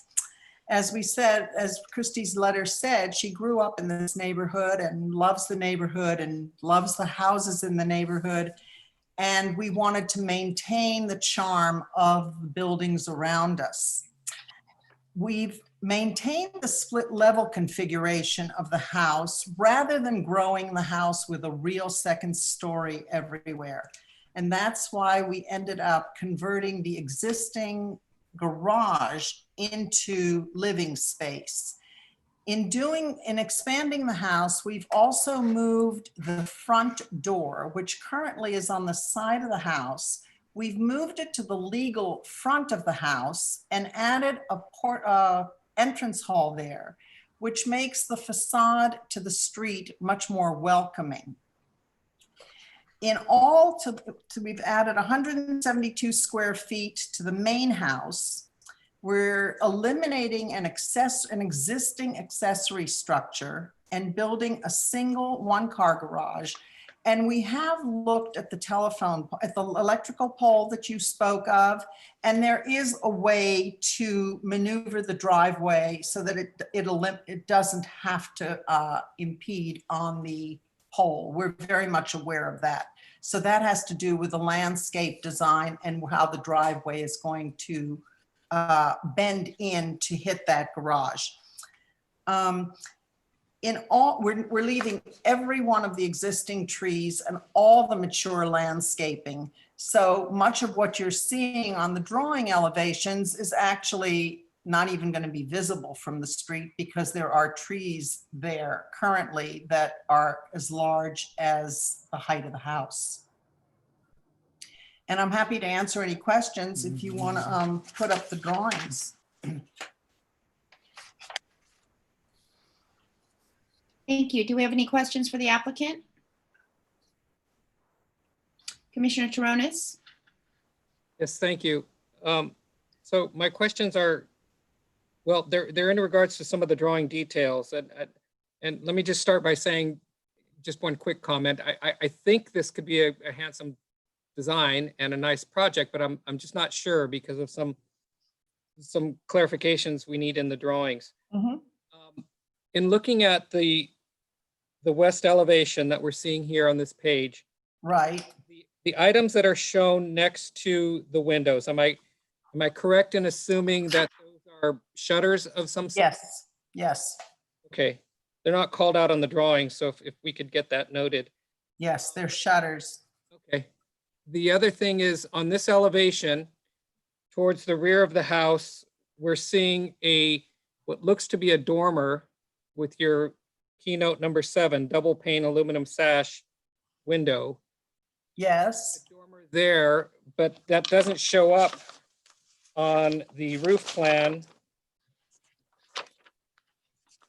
From what I recall. Hold on a second. Yeah, it's not shown on the roof plan like some of the other dormers. Maybe an error. I'm not sure how that dormer, I guess, aligns with the window that's in the master suite. Correct. But the window looks like it's shown wall to wall on that exterior. It's not drawn like the other dormers. So it's a little hard. So my question is not just picking on the drawings, but what is the scale of that dormer? Is it going to have? Small. I'm sorry. I didn't get all your question. That dormer, the window is shown sort of edge to edge on that dormer. So I think. No, it will look exactly like the others. Okay, so it's just not drawn that way. So it just. Correct. But it will look like the others. Okay. Thank you for calling that out. Okay. Yeah, I'm responsible for the 17-inch drawings. I apologize for that. We submitted to the pre-review with those same sizes and I didn't get any reactions, so I assumed that was going to be okay. Okay. But we know that thank you for bringing it up. Yeah, it's just when we get the half size, it's easier You to. can't see the numbers. I can't see the numbers. We can read them a little better. And secondly, we can scale You're in agreement. some of our questions. The other one is on this elevation as well as the new front elevation or the south elevation, you're showing what looks to be a large acorn shaped light fixture. It's similar to the one it looks like in character to the one next to the door, but Correct, I see it. the one that's over those larger windows and French doors, is it really intended to be that size? It looks like it would end up being about 3 or 4 feet tall. No, it's not. It's not 3 or 4 feet tall. It's about 28 inches tall. Okay, so it'd be similar to the one. Yes, right. Okay. And it's supposed to be a gas lantern.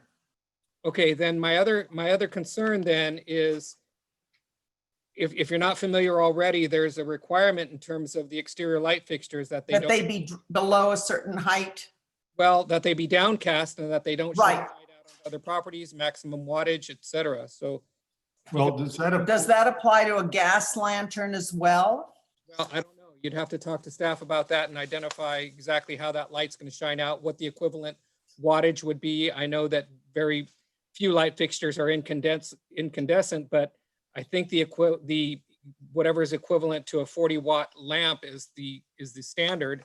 And it may be less than that, actually. Okay. Well, if if you could look into that. My concern is with a fixture Sure. that's hung that high, if it is bright and it shines out to the neighbors, that could be a nuisance issue. Right. Well, first of all, there's no neighbor on that side. Understood. Understood. Second of all, we can drop the height of that fixture because it's on a hook and we can make it any height we want. And it's shielded by. And it's the shielded new by a- entry to the neighbor. To the other neighbor, it's shielded by the roof of the new entry. And there is very mature landscaping there, so it would not even be visible from the street in actuality. But we will take that all into consideration, certainly. And we were aware of that height limitation. I believe it's at 9 feet that they requested that it be. And that's an easy fix with the size of the hook that we put it on. Okay, thank you for looking into that. But can I ask you a question? You said something about it has to come, the light has to come from the top of the fixture? Well, it's my understanding, and I don't have the specific ordinance memorized, but my understanding is that it has to be down, the light has to be downcast, so that it's not shining out. But I don't know what trumps in terms of the wattage or in terms of the efficacy and the light that's emitted, or if it's the downcast issue. So if you could just Okay. see All what right. that specific is. One just quick question. You don't happen to know if frosted glass takes care of that, do you? I don't know for sure. Okay. Yeah. We'll check it out. Thank you.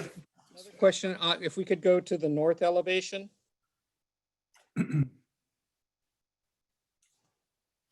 Yeah, okay, so this one's the one that would face out to the new backyard. So Correct.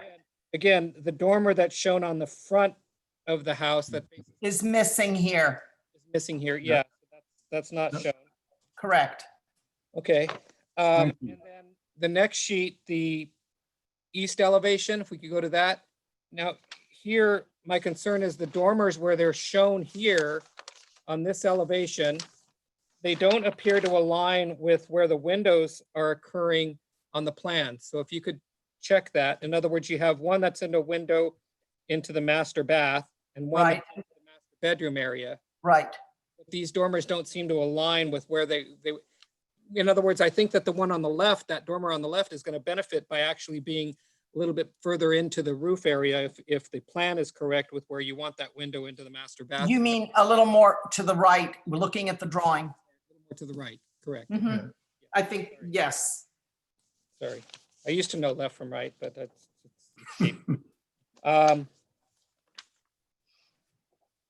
okay, I think that was the extent of my questions. Thank you. Thank you. Commissioner Loftus?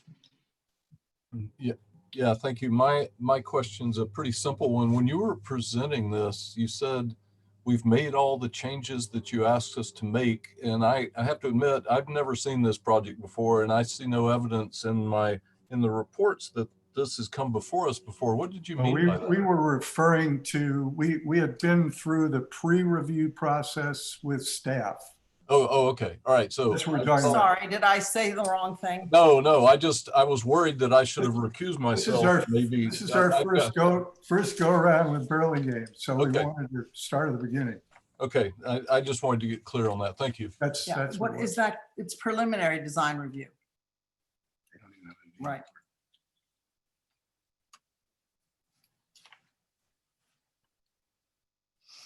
Commissioner Schmidt? Yes. I believe you said that, the trees and the mature trees are going to remain. It seems to me that there's a lot of hedge going around the sidewalk, both on Burial Lane and on Costa Rica. Yes. It's out quite a ways. Is there a plan to Prune them. Yes. Yes. We're going to be cleaning them up, pruning them, and trimming them down because there's a lot of ivy that's grown into them and we need them to get sunlight and fill out. And we plan on doing that early in construction so that they have time to fill out again and look good. Okay. I Thank you. did just cut those back as well last month because it was getting hard to walk on that sidewalk. So they are trimmed back a bit from 2 weeks ago. Right.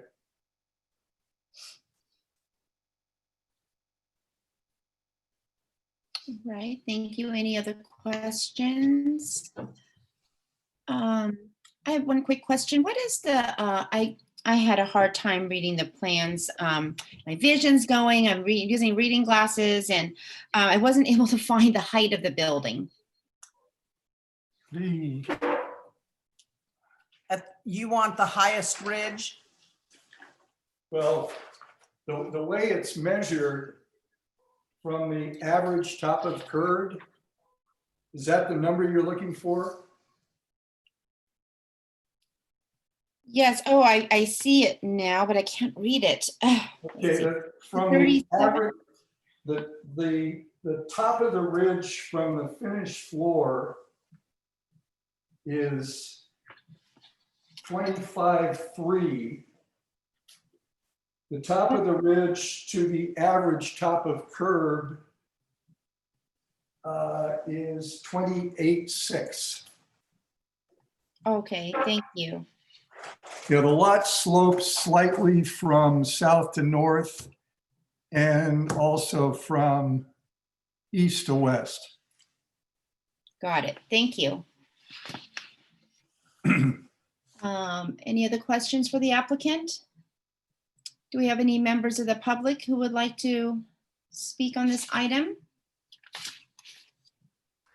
We do not have any emails other than the one that was from Ms. Furrer, and I am not seeing any. Chat is open, but I do not see any chats. Thank you. With that, I will close the public hearing.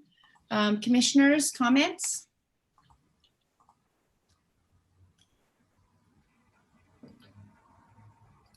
Commissioner Taronis? Thank you. Yeah, as I mentioned before, We lost him. Yeah. There he We is. lost. Apologies, I think he's clicked the back. wrong button when I took your hand down, so muted you by mistake. Onwards. Oh, was I muted? Yes. Probably the best thing you fellow commissioners probably appreciate that. No, as I said in the question period, I think this has the potential for being a well-crafted design. I just some of the inconsistencies in the drawings make it a little difficult, but I generally like the direction this is going. I have the same concerns that Commissioner Schmidt had with the utility pole and the guy wire that's there. The comment was made by the design team that the driveway in the landscaping can be curved around it, and I get that, but that's not what's shown on the landscape plan. What's shown on the landscape plan is pretty much a straight shot driveway that comes in right at the corner of the property. So as that sweeps around, or if the driveway is going to come in off the existing curb cut, then those raised planters are going to have to get revised. The hedge infill will have to get revised. So I think that has to get revisited. And then, some of the drawing issues in terms of the consistencies with the floor plans need to get updated. So, I'm not sure where to take this. I don't know what other commissioners feel.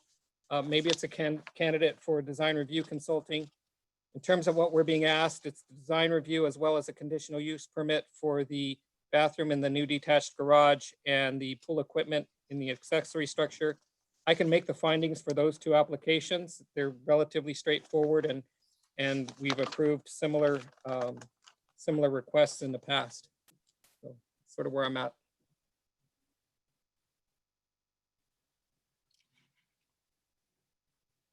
Commissioner Sargent? Yeah, I agree with Commissioner Taronis's comments. I actually had the same reaction he did. I felt that it had the potential to be a really good project, and it was just hard to read it from the drawings. And I would agree with the design review consultant. Like I said on the last project, I think it it would just streamline the application process here for the applicant. And I think it would get us to approvable drawings more quickly. So I move we refer it to a design review consultant. Commissioner Loftus? I will second that, and I will just follow on by saying that I had the same reaction.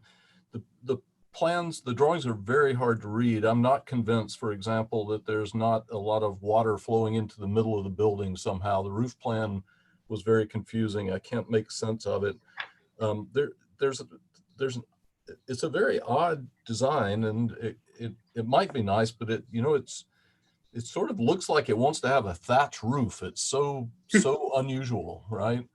It looks like some Irish thatch roof cottage. And does that fit into the neighborhood? I don't know. I don't want to get into the stylistic, making decisions about the style, but there's so much about the project that just doesn't make sense to me that the drawings are going to have to be much more refined for me to be able to approve it, I think. Commissioner Schmidt? I agree. I think, the elevations and things and what I'm seeing in the design are handsome. And I think it has the possibility of going in a really nice direction. I think that split levels are fun. I think it creates an exciting dynamic to a project that's just different. And but I think that the design consultant could really help is to really help with the format of this presentation so that the drawings work well and that they're a bit more consistent with the way we see other kinds of projects come through, and make it a lot easier for us to make it approvable. Because then the information would be there that we're looking for and we're expecting. Thank you. And I will add that I agree with my fellow commissioners. I think that there are some very interesting design elements to this home, and it definitely has some great potential. I was just frankly having a very hard time reading the drawings, and want to suggest that in the next go around that there be better utilization of the white space on the sheet, and maybe enlarge the plan where you can and maximize the drawing on each sheet. Just keep in mind that we on the commission see the miniature set that you submit. And so we're not getting the full size sets of plans. So it's hard to even read some of the words on the drawings. And also maybe better differentiate some of the line weights on each of the drawings. And that would help us to understand and read the context of the plans and drawings better. Is it possible to make one clarification comment? Okay, I'll have to reopen the public hearing. I'm not sure from the comments that this was clear. It is an existing split level house.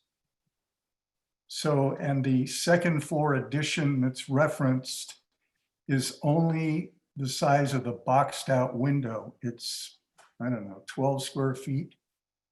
6 square. So the extent It's only of one room. Pardon me? Sorry? I was just saying, just confirming, Don, what you're saying. I currently have an upstairs bedroom and bath, and I'm just So not the doing staff anything with it. report suggested to me when I read it that the second story addition was a major deal. It's not. The plate height's been raised to allow us to expand the living space. So anyway, I just wanted to make sure that was clear. Okay, thank you. Appreciate that. I think it kind of probably goes hand in hand with, I will close the public hearing again, back into commissioners' comments. That seems like my fellow commissioners and I are in agreement that maybe some more attention to the drafting of the set of drawings could help us to understand your proposed plans better. And so we hope that you can take that opportunity to do that in this next go around. So we have a motion made by, was it Commissioner Loftus? Or Sergeant? Seconded by Commissioner Loftus. Seconded by Commissioner Loftus. Thank you. He's in again in the form of a motion second. So is there any discussion on the motion? Yeah, I do want to follow up just momentarily, very quickly, about the comment that was just made by the applicant about the second story doesn't amount to much. There's something very odd about the building in that it's claiming a lot of vertical space for not much going on upstairs. So if the second floor of this is not that important, this building is saying something completely different. It's saying the second floor of this building and everything up high is really important, because I've now got this not even 12, but 11 and a half and 12 roof, and there's a bunch of them. So there's a lot of vertical space being claimed for a building that's, I don't care whether you use the space or not, but it's making a statement that's not in agreement with what I just heard about this building. So just want, take that for what it's worth. All right, is there any other discussion on the motion? If not, can we have a roll call vote, please? Commissioner Loftus. Aye. Commissioner Sargent. Commissioner Sargent is. Aye. Thank you. Commissioner Schmid. Aye. Commissioner Taronis. Aye. And Chair Say. Aye. The motion passes 5-0-1-1. This action is not appealable. We now move to agenda item 9C, 10 Bancroft Road. Were any commissioners not able to visit the project site, or do we have any commissioners who wish to note any ex parte communications regarding this project? Seeing none, let the record note that all commissioners present have visited the project site. Can we hear a staff report, please? Yes, the applicant proposes to replace the existing one-story house and attached garage with a new two-story single-family dwelling and detached garage. The proposed second story encroaches into the declining height envelope along the left side of the house by 35 square feet. However, in this instance, it is an allowable encroachment per the code, so does not require a special permit. In summary, the applicant is requesting design review for a two-story single-family dwelling and detached garage. The applicant is available for questions, but first I'm available for questions of staff. Thank you. Are there any questions for staff? All right, I'm going to open the public hearing. Would the applicant please come forward, state your name and anything else you'd like about your project? Yeah, hi, can you hear me? Yes, we can. Okay, good. So this is James Chu from Chu Design Associates. This is a very straightforward project, as you can see. It complies with our zoning requirements, and we're not asking for any special permits. It is more than a farmhouse, and has a 4-bedroom, 3-bath, with overall height a little bit over 25 feet. So it's very modest, new addition to this neighborhood. Other than that, we believe it's a nice replacement, and we hope you like it. I'd like to answer any question you may have at this point. Thank you. Are there any questions for the applicant?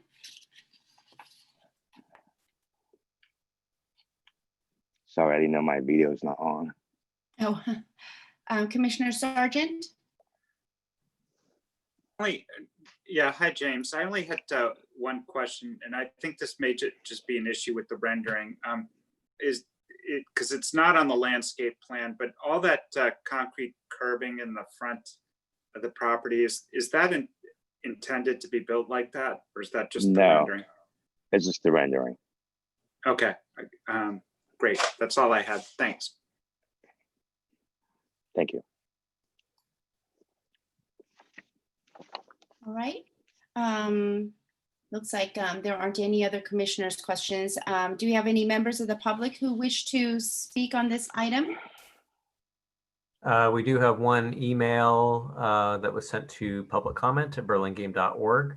It is signed Jennifer Pfaff, and it is regarding agenda item 9C, dear planning commissioners and Mr. Chu, with horizontal siding, stucco, composition shingle, and metal roofing materials, I think there are too many different materials being used on this attractive traditional design.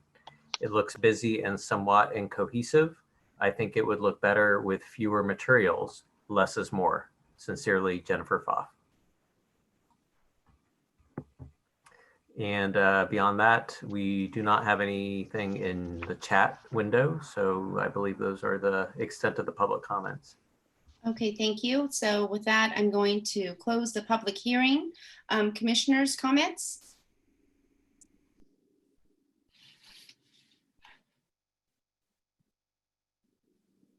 Commissioner Schmidt? I actually really like the design, to tell you the truth, and the combinations of materials work for me. I think that the scale works nicely.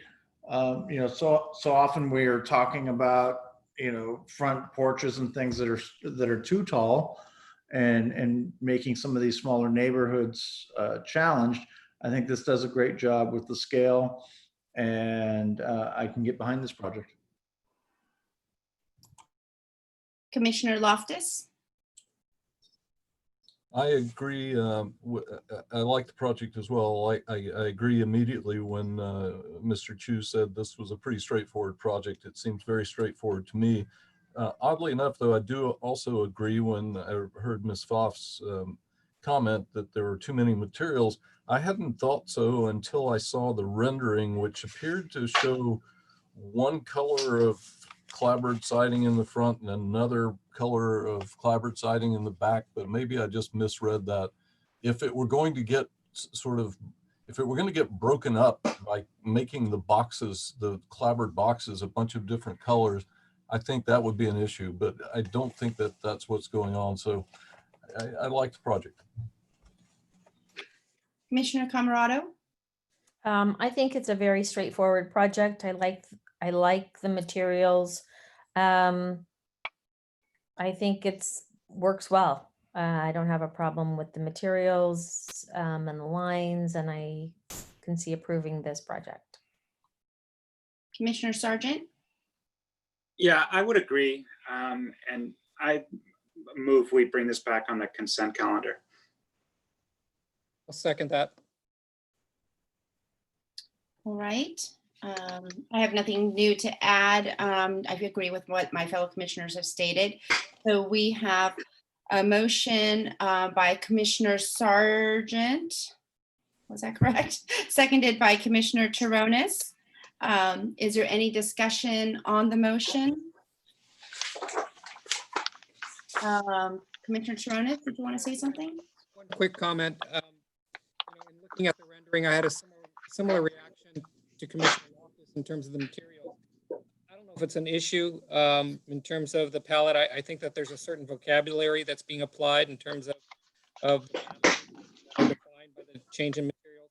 The only thing I would say is I don't know if it's wholly necessary to change from the metal siding or from the asphalt comp shingle that's predominant to the metal siding roof on the lower portions, particularly looking at the renderings where they're all sort of a darkish charcoal color. I don't know if that's necessary, but I think I would leave that to the applicant. Okay, thank you. So may we have a roll call vote, please? Commissioner Camerado. Aye. Commissioner Loftus. Aye. Commissioner Sargent. Aye. Commissioner Schmidt. Aye. Commissioner Taronis. Aye. And Chair Say. Aye. So the motion passes 6-0-0-1. An action by the Planning Commission is appealable to the City Council within 10 days of the Planning Commission's action. If the Planning Commission's action has not been appealed. Well, we're coming back on consent. Yes. So we're not getting a final approval tonight. But if you're, let me see. No, this is still design review study. Right. I'm sorry. So we're going to the consent calendar. There's no. All right. So we're not going to appeal. So yeah. Oh, right. Thank you. Yes. There's no appeals. So there's this item is not appealable. No. Thank you. Onward ho. Agenda item 9D 220 Park Road, the old post office. Were any commissioners not able to visit the project site, or do any commissioners wish to note any ex parte communications regarding this project? Yes, Madam Chair, I did have the opportunity to have a Zoom meeting with the developer and the architect just to get a preview of what we're seeing tonight. Thank you. Thank you. And I had the a similar Zoom meeting for a preview. Thank you. And Commissioner Loftus. so did I. And who was the third person? John Schmidt. I also had the same meeting with the developer and the architect. Thank you. Let the record note that all commissioners present have visited the project site. Can we hear a staff report, please? Yes, the applicant is proposing the redevelopment and restoration of portions of the former U.S. Post Office building at 2 Park Road and construction of a new 6-story office project with ground floor retail and 2 levels of underground parking. I'll keep the staff presentation brief as the applicant has a presentation prepared, and also the Planning Commission already reviewed an earlier version of this project at the joint City Council Planning Commission meeting on May 2nd. One item I'll mention is that this application is coordinated with the Town Square project on the adjacent city parking lot, which was also discussed in the May 2nd meeting, but is moving on a different timeline.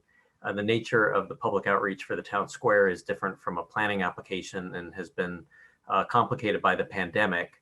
However, the consultants for the Town Square have been working on virtual community engagement platform that should be rolled out in the next month or two.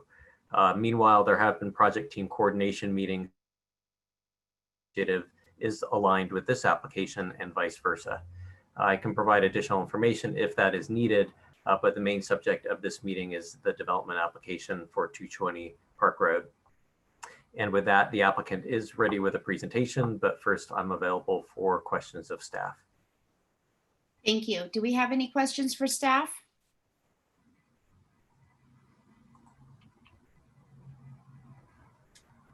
Seeing none, I'm going to open the public hearing. Would the applicant please come forward, state your name, and continue with your presentation. Thanks, Kevin, and good evening, commissioners. Thanks again for the time. My name is Andrew Turco. To reintroduce myself, I'm with the Saris Regis Group, and I'm going to be joined in this presentation with Ted Korth, the architect for the project with KSH Architects. I'm additionally joined with many people on Zoom who will probably start popping up in the boxes from Saris Regis and our partners, Dostart Development, as well as some of our consultants who are here to answer any questions such as Page and Turnbull, Bionic, DKF, in case any questions are relevant for them. Next slide, please. I want to start, first of all, with just an appreciation to the Planning Commission for the feedback that we received at the joint study session with the City Council, and for the clear direction that we got from that session, which was really helpful for us to refine the proposal. I thought I'd start by just quickly summarizing what we heard. Essentially, we heard the massing was appropriate.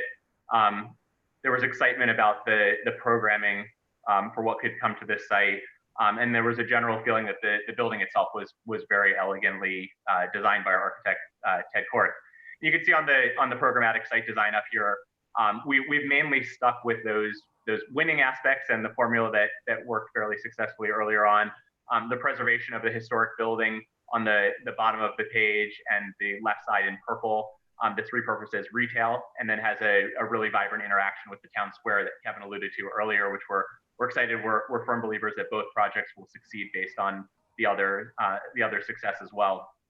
Retail along Lorton that activates that stretch right now, which is currently a little bit, there's a little bit of a gap in the urban fabric right there. And then access to the public parking, so essentially a pedestrian entry for people coming down to Burlingame by car to then come out into the town square or out into the broader Burlingame community. So we tried to maintain those elements that we felt went over well, but we did also hear some areas to think further about to give increased study to. So we heard, basically to summarize a little bit, what we interpreted and what we heard was, don't let the new office building be a background building. This is a significant project in the middle of downtown Burlingame, and it warrants architectural expression that really kind of steps up to that challenge, that will create a lasting legacy and will be iconic. we were instructed to allow the architect a little more freedom to break away from the historic past and introduce some elements that really became iconic and really became those things that people who think about this site will think about. That's what I think about when I think about this site. That's that architectural flourish or that signature element that I can think of iconically as that's this building in this location right here. And so over the course of the past several weeks, we've gone back and forth with our design team, and we've been checking in basically bi-weekly, pushing KSH and their team, really pushing to a building. And we were at a point where we were stepping back and we were pretty proud of ourselves. And we thought this looks like a really great building. We'd taken it in a very contemporary direction, a lot of glass, really distinctive elements. And we got to that point, and all of a sudden we stepped back and we said, wait a minute, this isn't really what the direction that the commission had given us. They wanted something, you all wanted something iconic, something that was fresh and exciting, something that would be a legacy, but not necessarily something that was, we weren't asked to come back with an all glass building. So we really took that to heart. We took a pause, we put a pin in the design where we went, and we took a hard look at it, and we thought, what from this evolution that we've come up with really works? And let's try to reintroduce those specific elements into the strong foundation that we already had going. Next slide, please. So we took some of those a little bit more adventurous and a little bit more iconic and bold elements, and we surgically tried to insert them into the more classically expressed base of the building that was already there, the really strong foundation that Ted had put together. And so I'm excited to walk through our evolved proposal and where it's come since the last time we came before you. So next slide, please. So we thought about this, and we went back to the drawing boards a little bit just to continue to massage and tweak the design. We thought, okay, what are the elements, those iconic elements that people are going to think about when they think about the site? So we thought, okay, looking down Park Road, it's the post office. The post office is still center and proud. It comes out towards the road. The new building is set back, 30 feet at the first level with continued setbacks as it moves up the building. And that's going to be the first element that Burlingame residents or visitors are going to perceive when they come to the site. And we started thinking on the Lorton side, what are people going to perceive? What are they going to think of in their mind when they think of this site? And it's really that Lorton retail expression, the two-level volume that really ties complementary with the rest of Burlingame Avenue, with Lorton Avenue. It has that pedestrian scale. It feels like it fits downtown. So with those two aspects in mind, next slide, please. We thought, well, what other public-facing side we have that really needs that distinctive identity? And we thought, well, we have the Park Road side is expressed in a certain way with the post office. The Lorton side is expressed in a certain way with the retail environment. But really, the city and this community is about to gain a wonderful open space and a public space in what's currently a parking lot next door that will become the future town square. And we thought that's the opportunity to create with this new building that iconic expression or that iconic element. And so we really focused on this corner expression right where essentially our parcel and the town's parcel stitched together right at that corner. And thinking about how we could really express that corner in a way that activated, that pulled people into the site, that gave people an image in people's mind of what they identify with the building. So larger windows, a different framing around the windows, beefed up columns, lighting that washes over that space that almost makes it glow so people can see it and they're invited into the town square and towards the building. And then at the base where we had previously had the entry to the shared parking underground that will be open to the public in the evenings and weekends, it was mid-facade. And we thought, why is it mid-facade? This is the way the public's going to experience the building. So we pulled it out to the corner and really worked with that base. Next slide, please. We thought about how is our building essentially framing this future town square, because we believe that so much of the energy from each use is going to activate the other. And so looking at the post office, thinking about how can the future use there just have the sense of spilling out into the town square, whether it's a beer garden or a restaurant or some kind of activation, especially in the evenings, and really activate this space. Looking at the new wall that runs perpendicular, looking for the opportunity. We alluded to this last time, but really pushing forward with this idea of a mural, perhaps referencing historic use of the site or historic history of downtown Burlingame. The image shown here is actually a reference from the Historical Society's centennial book, something along those lines that really activates. And then thinking about, the patio that's going to be created there, the plaza that's going to be created here, farmers markets during the day, gathering space, but also at night, opportunities for summer concert series, opportunities for gathering the community in this place, and really creating the platform, both literal and figuratively, for that opportunity. And then finally, back at that entry, right at the corner, creating this almost glassy icon, this really welcoming beacon that seems to glow, that really pulls people in, that orients people when they're going down to the parking, when they're first coming up into the plaza and into downtown Burlingame. Next slide, please. And one of the things that we're most proud of, besides that this gains its own distinctive identity that really anchors the site, is a proposal to relocate the frieze that's referred to as the letter, which is on the top of right above the entries to the post office on both the Park and the Lorton side. The Park side would be preserved as is because that's a historically significant entry. The Lorton side, which would disappear for the new building, taking that historic frieze and locating it within this glass box, so it becomes almost an artifact and an icon, and it plays the same role that it had historically in terms of being at the entry to a place that gathered the community. In the post office, in the case of 40s, 50s, 60s, here the access to downtown, essentially coming out through the parking into downtown, looking out onto the town square, really that place of gathering for the community. Next slide, please. So we've looked a little bit at the town square framing at the Park Road view. Looking at the Lorton side, we maintained some of the success that we felt was present in the previous design, really that two-level volume that integrates with the surrounding streetscape. But what we heard last time was, let's not be slavish to the historic references. And so what we did was we wanted to maintain that same pedestrian scale, that same rhythm at the bays, but strip away some of the maybe details that were a little bit too deferential to the historic buildings in downtown Burlingame, and give it a little bit more of a contemporary flair, but with that same intimacy and that same texture. Next slide, please. And Ted will walk through a little bit in further detail, but this idea of different window systems, different facade systems, so it really reads separately from the building above. So up close, the building does in fact almost seem to disappear or recede from consciousness as one's walking down Lorton.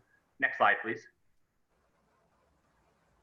However, the other direction we got was, this is not a background building. This is not a building that is meant to disappear. So while from the pedestrian experience right adjacent to the building, it may want to feel like it's an integral part of the downtown, that is seamless, that's almost not as noticed as much. Taking a step back, what we heard was, let's make this an icon though that is noticed from far away, that identifies this is this building, this is the post office, this is town square.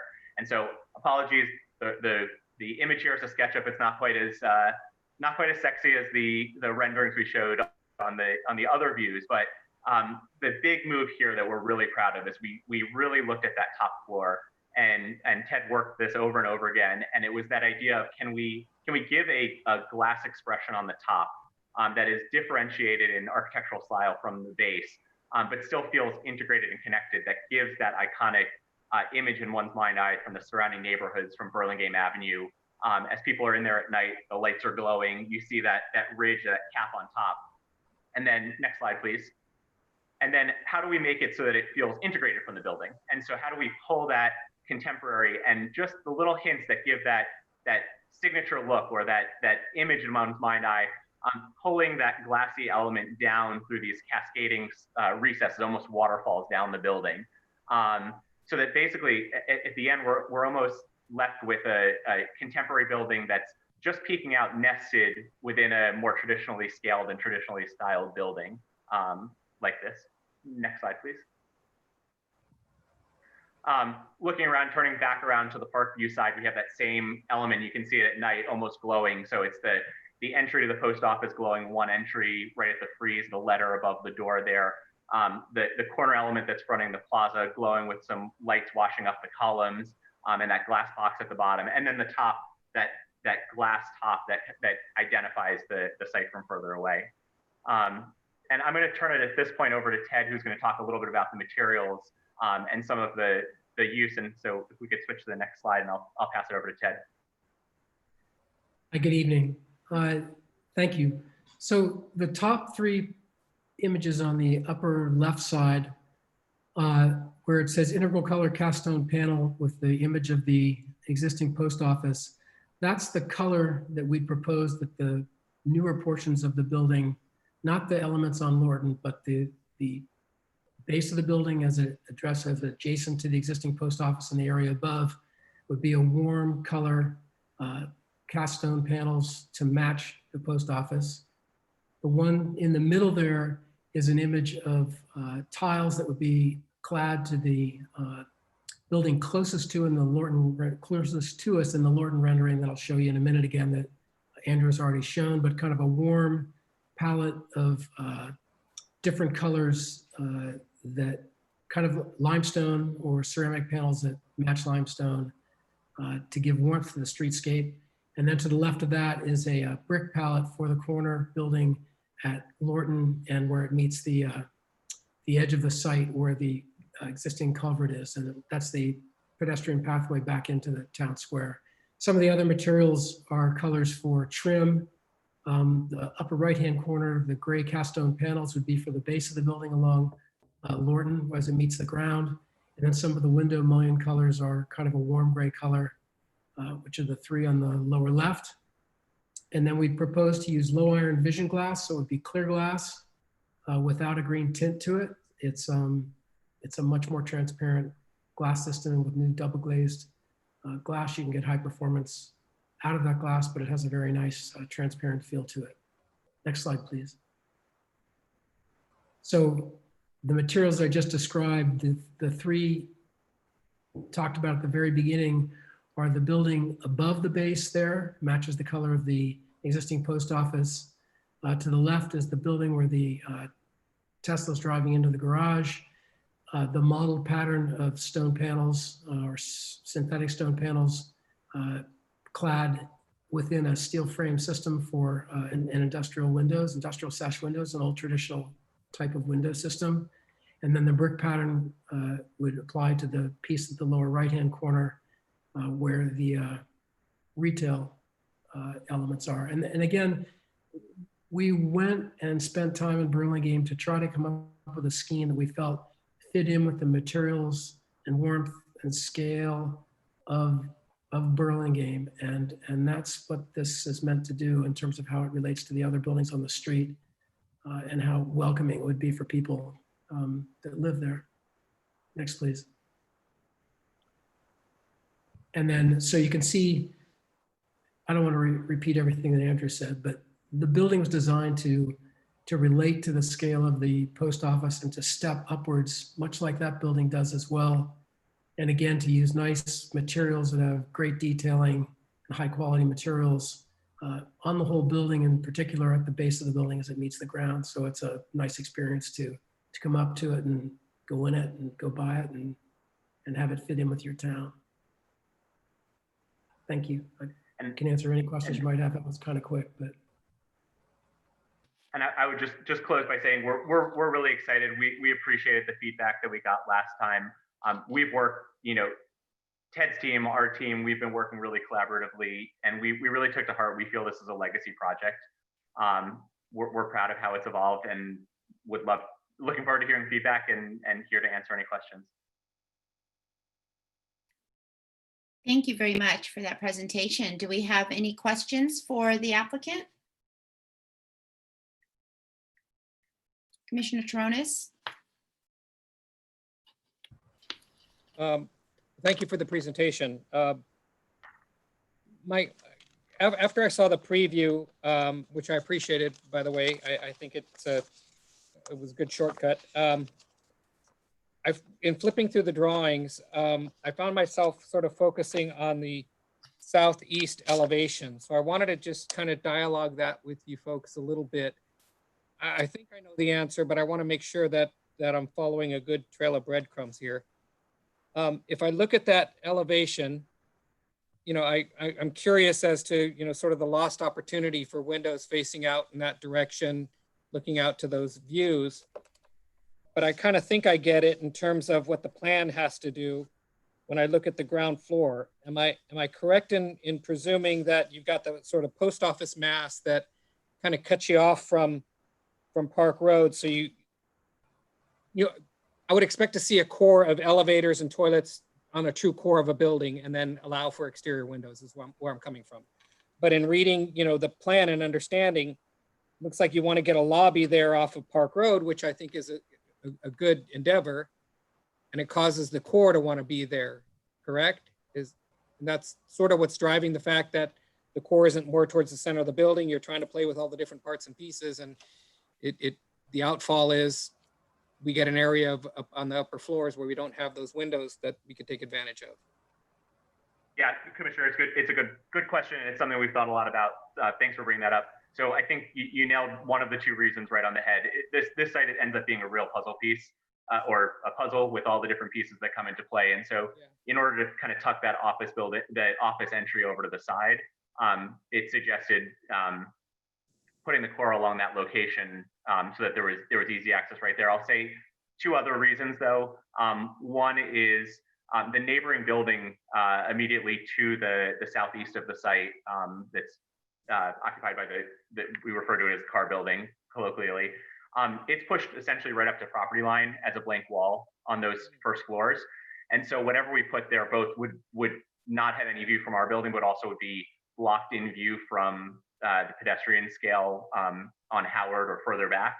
And so we saw that as an opportunity with the priority to activate Park, the Plaza, Lorton, to put as much of that space there and keep that open floor plate that would really attract, top level tenants essentially, and take advantage of essentially what could have been a compromised condition and actually harness it and use it and introduce windows just at the top or on the edges in a couple locations where it may be needed. Okay, thank you. That's what I suspected, but I appreciate that. And then, just so it's clear, I think everybody gets it, the public especially though, but you guys aren't designing the plaza. I get that's a different team. But as I mentioned, when I looked at this before, I'm hoping that there's some good articulation and coordination, particularly in the edges or what I would call the seams, because I think that's going to be the key to the success of some of this project. I'll reserve some of that for my comments, but you are coordinating and somehow doing the best you can in terms of the other team that's working on the plaza, correct? Yeah, I'll respond by just giving compliments as well to Director Gardner and Planner Kathleen Kalon. They've been great in terms of shepherding and coordinating among the teams and understanding they're moving on a different track because of their community outreach, but we have been having regular check-ins and we're excited to continue to collaborate with them because we're on the same page and thinking that they're essential for each other's success. Okay, thank you.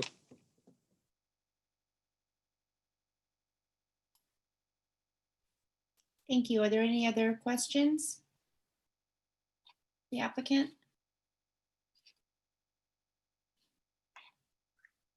Seeing none, I will open the public or actually ask if there's any public commentary. We do not have questions? we do not have any emails in the public comment at burlingame.org, and chat is on, but I do not see any chats either. So I believe that's it. Okay. With that, I will close the public hearing. Commissioners, Commissioner Toronis? Yeah, thank you. Well, again, I got a preview of this, so I didn't have too many questions. So thank you for that. But again, I do want to repeat some of what I said previously, and that is, I think that the success of the project again is going to be in those seam areas. First of all, I think it's a well-crafted, nice urban project. I think it's handsome and it's well designed. I especially like the way that the architecture steps back and sort of pays homage to the post office. I like the way that the top floor resolves itself and tries to remain humble. But again, it's those edges. For example, I think we'd miss an opportunity if that raised patio area to the side of the post office simply became a flat wall with landscaping on the downward side of that. There's an opportunity, like we talked about before, with those steps coming around and those the steps actually coming from that patio down to the town square, becoming a place in and of themselves. You know, those kinds of edges I think are critical. What I really appreciate is making that public entry to the garage area more than just, you know, a door that you come out of a parking garage, you know. And then again, like I said before, you know, Redwood City is doing some great things, but you know, they've got a multitude of spaces. But when I've gone down there and I park in a garage, I have to leave myself a trail of breadcrumbs just to know what parking garage I came out of and how do I get back to where I came. You know, we don't have that multiplicity here and that volume of spaces again, but I really appreciate the effort that's gone into making that a neat space. I think having the frieze as a piece of artwork in that lobby, I think is a really nice touch. You know, but again, I think it's those edges so that you don't come out of that lobby and suddenly you fall into a plaza or a town square. So I appreciate the effort to cooperate and coordinate. You know, I think project's got good pedestrian scale along Lorton. It resolves itself nicely, but doesn't become schizophrenic. It does. I think it does a nice job. One of the questions that I asked before is whether or not the building comes down from the upper floors and touches Lorton at all. And being that it doesn't, I think it's okay that there's sort of a podium that's along that street and is really of the Lorton realm, and the office spaces are up above and could do their thing. So again, I think it's a nice project. I think it should move forward. You know, again, I think that the devil will be in the details as always, you know, in resolving those seams and edges from one project down to the plaza. And I think that can be done and can be done successfully, and it'd be a nice urban solution. So thank you. Commissioner Schmidt. Yes, thank you. I was impressed when we had our preview, you know, a few weeks ago with how the drawings had evolved and the sensitivity that you guys are putting in. And really, I think this new round of renderings that you've brought really help incredibly to explain the handsome design that you do have. You know, I think the added materials and the lighting that goes into this really helps us and will help the public see what a nice design you've got. I've, you know, seeing the rendering on Lorton, it was actually a very pleasant surprise to see the brick on the corner engaging the retail aspect of it, but then the change to the other material for the entrance to the garage, and yet still having that podium look, that two-story street level look, and not having this gigantic building there. And I think it works great. You know, I saw it with the scale before, but now adding in the materials and everything really enriched it quite a bit. And as we talked about before, I like the upper floor contemporary look. I like the waterfalls coming down on the two different sides. I think that really adds some nice texture and design to the project. And I agree with Commissioner Toronis. You know, the touch points to the public space are going to be big, and it's really hard to hold you guys accountable for that until we get further along in the process of our own work.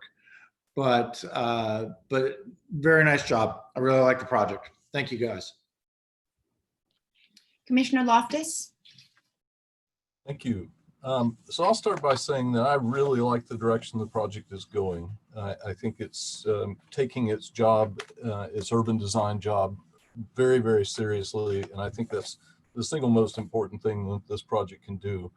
I'm going to keep this very brief. I love the top. I love the way the top announces itself to the distance. I love the corner, the corner tower sitting on the public space. I believe that the top and the public tower, I think you haven't pushed the public tower far enough. I believe that personally, I believe the top could be brought down through that public tower to the corner. You brought the top down at the center of that facade, and I think that may be the wrong place to do it. It seems to me it ought to come down at the corner. The corner is not special enough. Now, the other side of that is what's a little bit odd is it's made very, it's trending towards becoming very special as an urban design element. And when you get there, it's a parking garage entry. And I think that's a problem for me. I mean, if that's the best we can do, I guess it's all right, but there's a parking garage entry and bicycle storage. So you've got this prominent architectural element coming down in a prominent location, and it's fantastic. You're right, Commissioner Taronis, that you can find your way back to the parking garage because of that element, but it leaves something to be desired as an experience. It's nice that the freeze is there, I will say. I think the other issue is the southeast facade. The southeast facade is really not doing a great thing for the city, I don't think.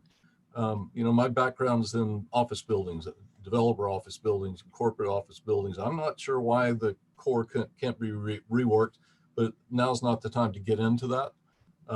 So, you know, I love the top. I love that corner tower coming down. I love that it's engaging with the primary space in the city at this point, but the primary non-street space in the city.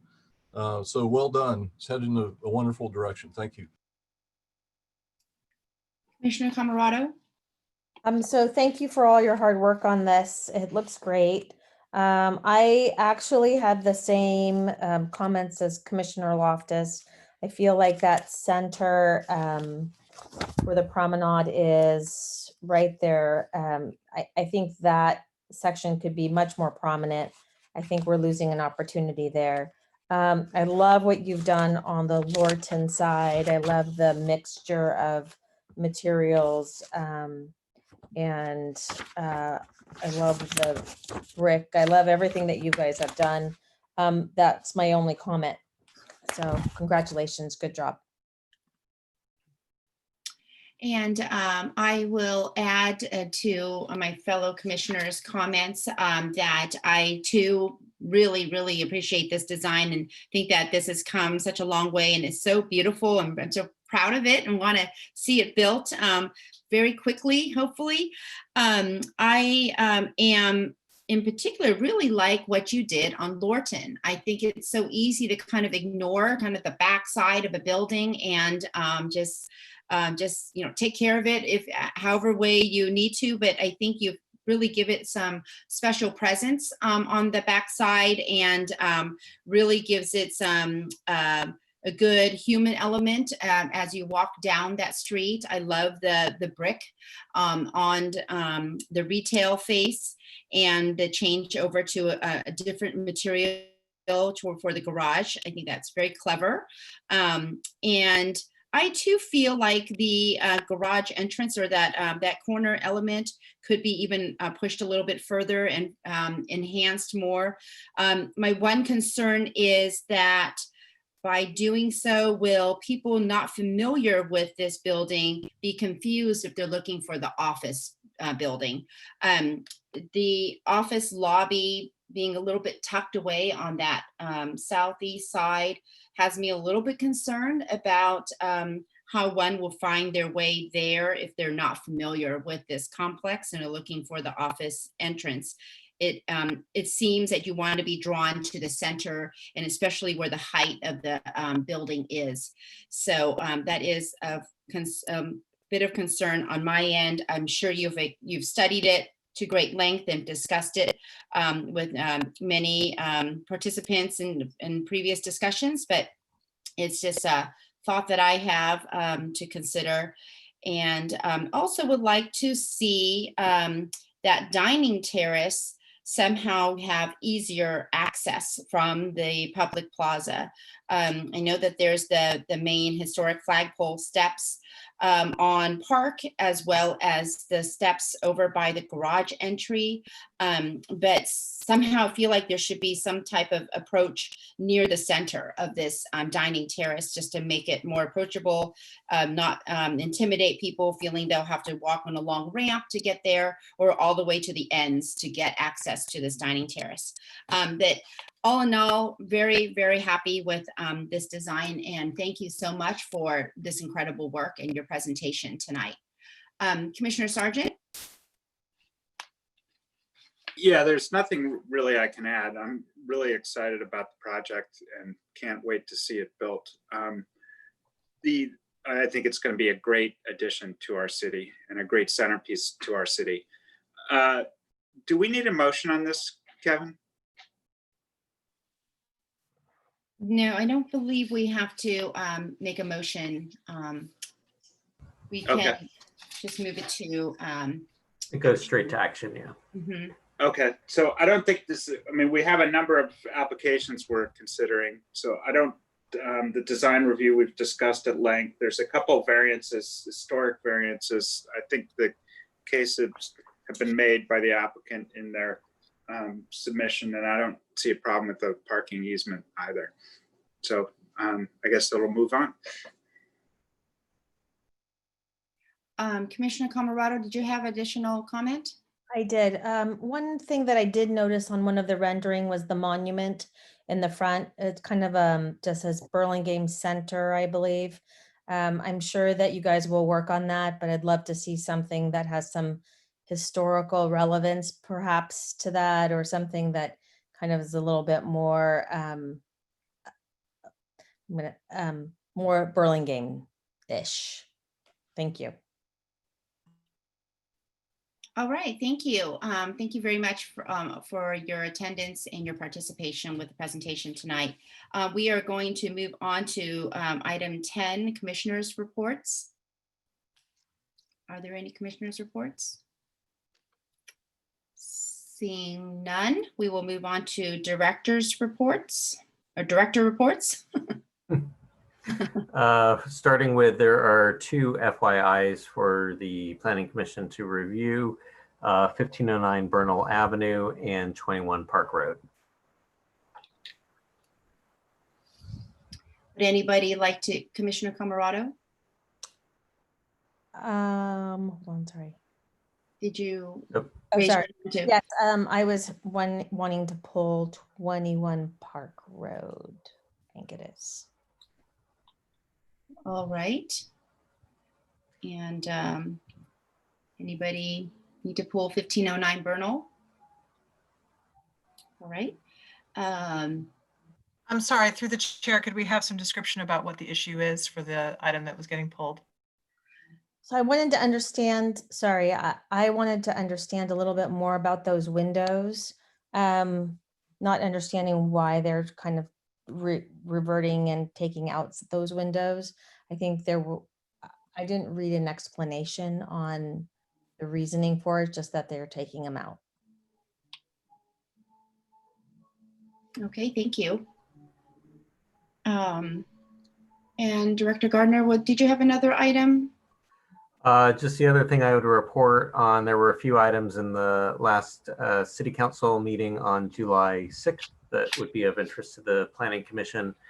The first is the reintroduction of the accessory dwelling unit ADU ordinance, and it's been around with a couple of refinements along the way, but has been forwarded for adoption in August. And at the same time, we've had Housing and Community Development in Sacramento review it, but we'll kind of get a final buy-off on that as well. So that'll provide direction to, we're actually getting quite a few ADU applications, so it'll be helpful to have that adopted. The other item of interest is the REACH codes, which has been something that's been looked at by the City Council over time. It's basically a encouragement or requirements for further electrification of new developments. That will also be moving forward for adoption in August. We should clarify that REACH codes would apply once they go into effect for new submittals. So any of the projects or applications that are being reviewed right now would not be subject to those codes, but once they are adopted, and most likely in the fall, then those codes would become effective. Sorry, can you clarify what's a REACH code? So the REACH code basically, when they say REACH, it's reaching beyond what the building code and energy codes would ordinarily require. So it's additional energy efficiency, and in particular, more of an emphasis on electric power rather than natural gas for both single family, multifamily, and new commercial buildings. So the intent is to, over time, get further away from the use of natural gas, which is a greenhouse gas emitter, and more towards electric, which has more cleaner building alternatives, particularly for projects using Peninsula Clean Energy here in Burlingame or on the peninsula. So that's the intent of the REACH codes. Thank you. And was there also the Community Advisory Committee? Correct. Yes. Thank you. So the other thing we're looking for is, and this is through the chair, as some of you may know, we have been forming we've been working on a specific plan for the North Rollins Road specific plan, or what was called the mixed use, live work mixed use area in the general plan. And this is the area of Rollins Road, the very northern portion within walking distance of the Millbrae BART station. And we are in the process of forming a community advisory committee for that plan. The community advisory committee would include one representative of each commission, at least in terms of the Transportation Commission. And then there's also a city council subcommittee of council members Colson and Vice Mayor O'Brien.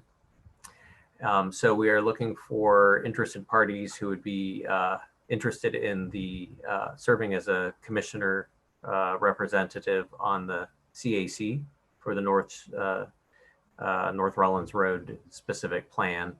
Unfortunately, we can only take one, but if people are interested, we would like you to express your interest here. And if we do have more than one, then we can resolve amongst ourselves who would want to serve. It would involve most likely 3 meetings, so it's not a huge commitment, but it would be 3 meetings, with the first meeting occurring in most likely late August or early September, and most likely by Zoom, as how we're doing things these days.